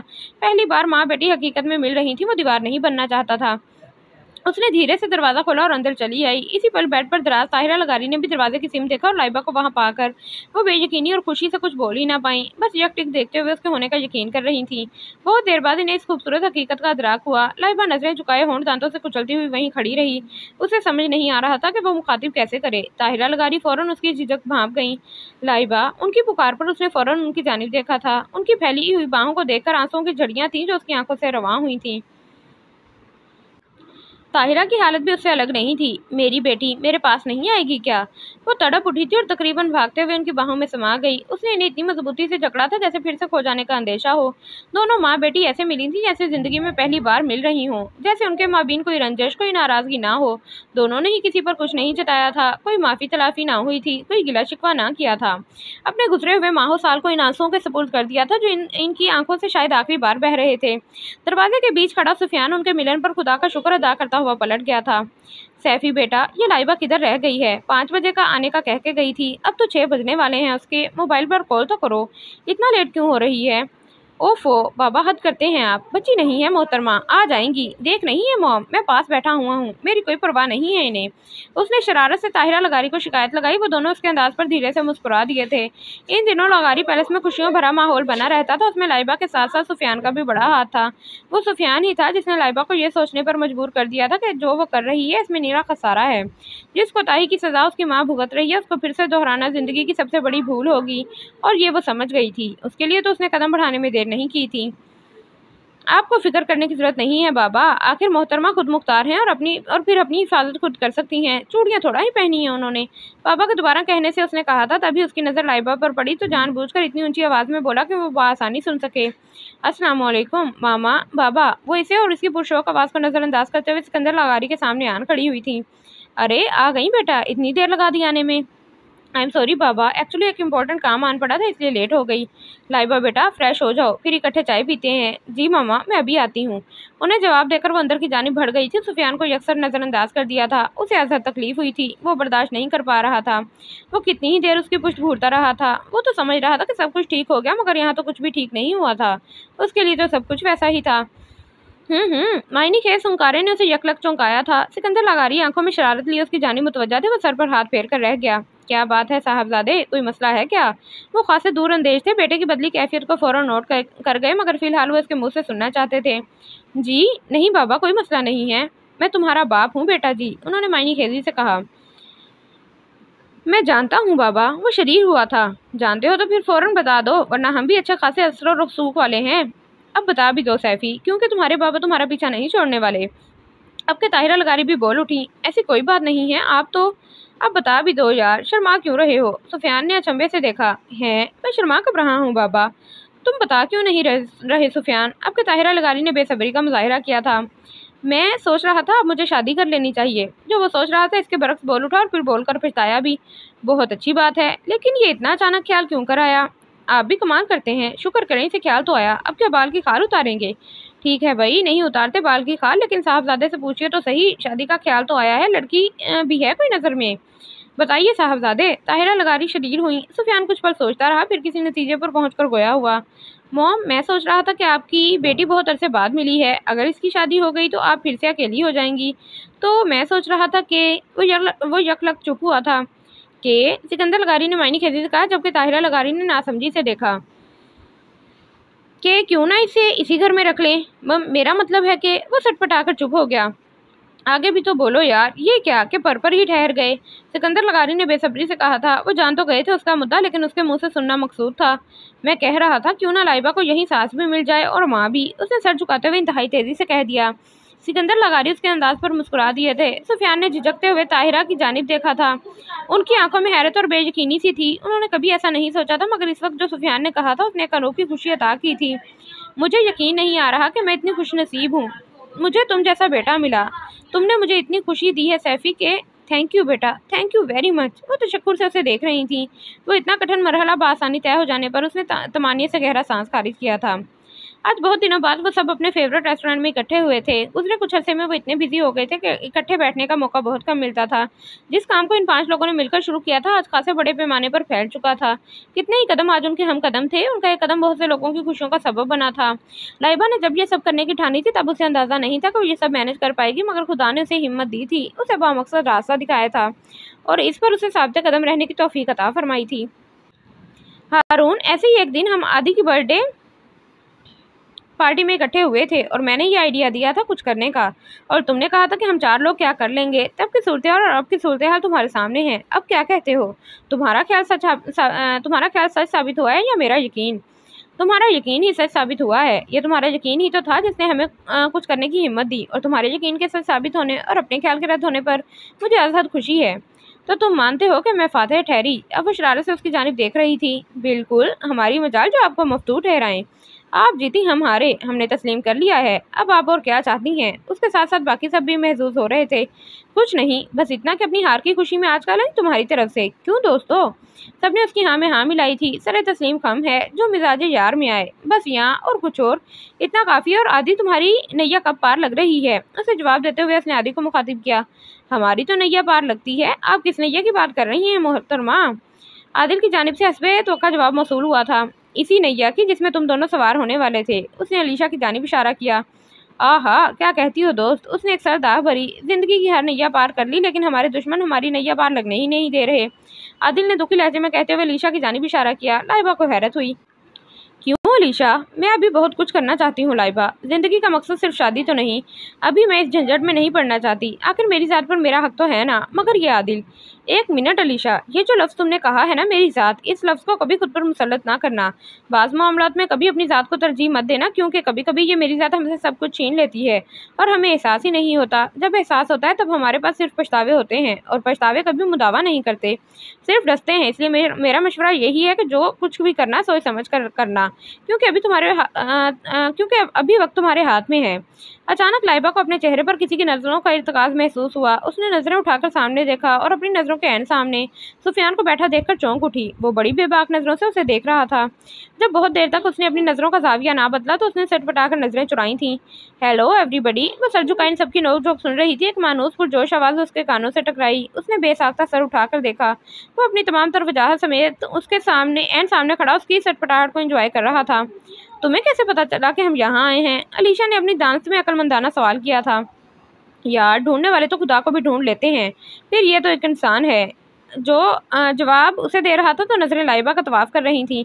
उसे अजहद कोफ्त महसूस हुई। किस इंसान को ढूंढ रहे थे और क्यों? एक और बेवकूफ़ाना सवाल। उसामा ने दांत पीसे। एक वही था जो सुफियान की कैफियत जानता था, बाकी सब फिलहाल लाइलम थे। है कोई जो मुसलसल मुझे नज़रअंदाज कर रहा है? सोचा चलकर सबब भी मालूम किया जाए, मगर वहाँ तो हनूज खामोशी है। उसकी समझ में कुछ नहीं आया। अलबत्ता जिसके लिए जुमला कहा गया था वो अच्छी तरह समझ रही थी, लेकिन दानिस्ता चुप थी, क्योंकि वो खुद नहीं जानती थी कि ऐसा क्यों हो रहा है, वो ऐसा क्यों कर रही है। अपने अंदर की बदली कैफियत उसे टेंस कर रही थी। जो वो सोच रही थी, अगर ऐसा ही हो तो फिर के आगे वो बेदम हो जाती थी। यही वजह थी कि वो खुद भी परेशान थी और उसकी तकलीफ का बायस भी बन रही थी। डिनर के बाद लाइबा वहाँ से चली गई तो सुफियान को एक कमी सी, एक अधूरापन महसूस होने लगा। जब तक वो उसके सामने रहती उसे एक सरखुशी का सा एहसास होता था, मगर जो ही वो मंजिल से गायब होती, सुफियान के अंदर खुशियों का ठाठे मारता समंदर पल में साकित हो जाता था। अभी भी जब वो वहाँ से गई थी तो सुफियान को ऐसे लगा जैसे चिरागों में रोशनी ना रही हो। वो भी चुपके से वहाँ से उठ गया और उसकी तलाश में चला आया। शोमई किस्मत, वो उसे लॉन में रखे संगी बेंच पर बैठी दिखाई दे गई। वो दबे कदमों उसकी जानिब चला आया और आहिस्तगी से बेंच की दूसरी साइड पर विराजमान हो गया। लाइबा को जो ही उसकी मौजूदगी का एहसास हुआ वो वहाँ से उठकर जाने लगी। मुझसे बात क्यों नहीं कर रही? नजरअंदाज क्यों कर रही हो मुझे? वो ठटक कर रुकी थी। खामोशी किसी भी सवाल का जवाब नहीं होती। मैं तुम्हारे किसी भी सवाल का जवाब देने की पाबंद नहीं हूँ। जानता हूँ, मगर इस दिल का क्या कीजिए जो तुम्हें नजरअंदाज करने और बेइतनाइयों के बावजूद तुम्हारी तरफ खींचा चला जाता है। हर बार मुझे बेबस कर देता है। अब दिल तो अना के ताबे नहीं होता ना। हम खुद को अना का गुलाम बना लेते हैं, मगर ये कमबख्त दिल, ये कब किसी की सुनता है? वो अपना मुद्दा इतना वाज़ेह अल्फाज में कह गया था कि लाइबा कुछ पल के लिए कुछ बोल ही ना पाई थी। ये तुम कैसी बातें कर रहे हो? खुद को संभालते उसने इस्तफसार किया था। बताया तो है, ये जो दिल होता है ना, समझबूझ से बेबहरा होता है। जो चाहता है कर गुजरता है, अपनी मर्जी की हर बात कहलवाता है, कुछ सोचता ही नहीं, समझता ही नहीं। इस वक्त उसे बेबसी के इंतहा दर्जे पर लगा। जाने कैसी बेहुदा बातें कर रहे हो, मेरी कुछ समझ में नहीं आ रहा, चलती हूँ मैं। तभी सुफियान ने हाथ बढ़ाकर उसका बाजू थाम लिया। वो एकदम ढीली पड़ी थी। मुझे जाने दो सुफियान। नहीं लाइबा, आज नहीं। आज तुम्हें जवाब देना होगा मेरे हर सवाल का। आज मैं चाहूँ भी तो खुद को रोक नहीं सकता। बहुत रोका है मैंने खुद को, मगर अब नहीं। बहुत बेबस हो गया हूँ, टूट रहा हूँ मैं। इस दिल ने मेरी अना को मुंह के बल गिरा दिया है। क्यों? मगर मैं तुमसे मोहब्बत कर बैठा हूँ। ये एहसास बहुत पहले मेरे अंदर जागज़ी हो गया, मगर मैं इसे हमेशा झुटलाता रहा, झटकता रहा। अपनी सोच को हमेशा रद्द करता रहा, मगर मैं हार गया। जिस सोच को मैं झटकता रहा उसने मुझ पर गलबा पा लिया है। जिस बात को मैं अल्फाज देने से गुरेजा था, इसने मुझे सरतापा अपनी लपेट में ले लिया है। जिस जज्बे को मैं नाम नहीं दे रहा था, आज मैं बेबस हो गया हूँ। इस दिल ने मुझे मजबूर कर दिया है। तुम्हारी बेतनाई अब मुझे तकलीफ देने लगी है।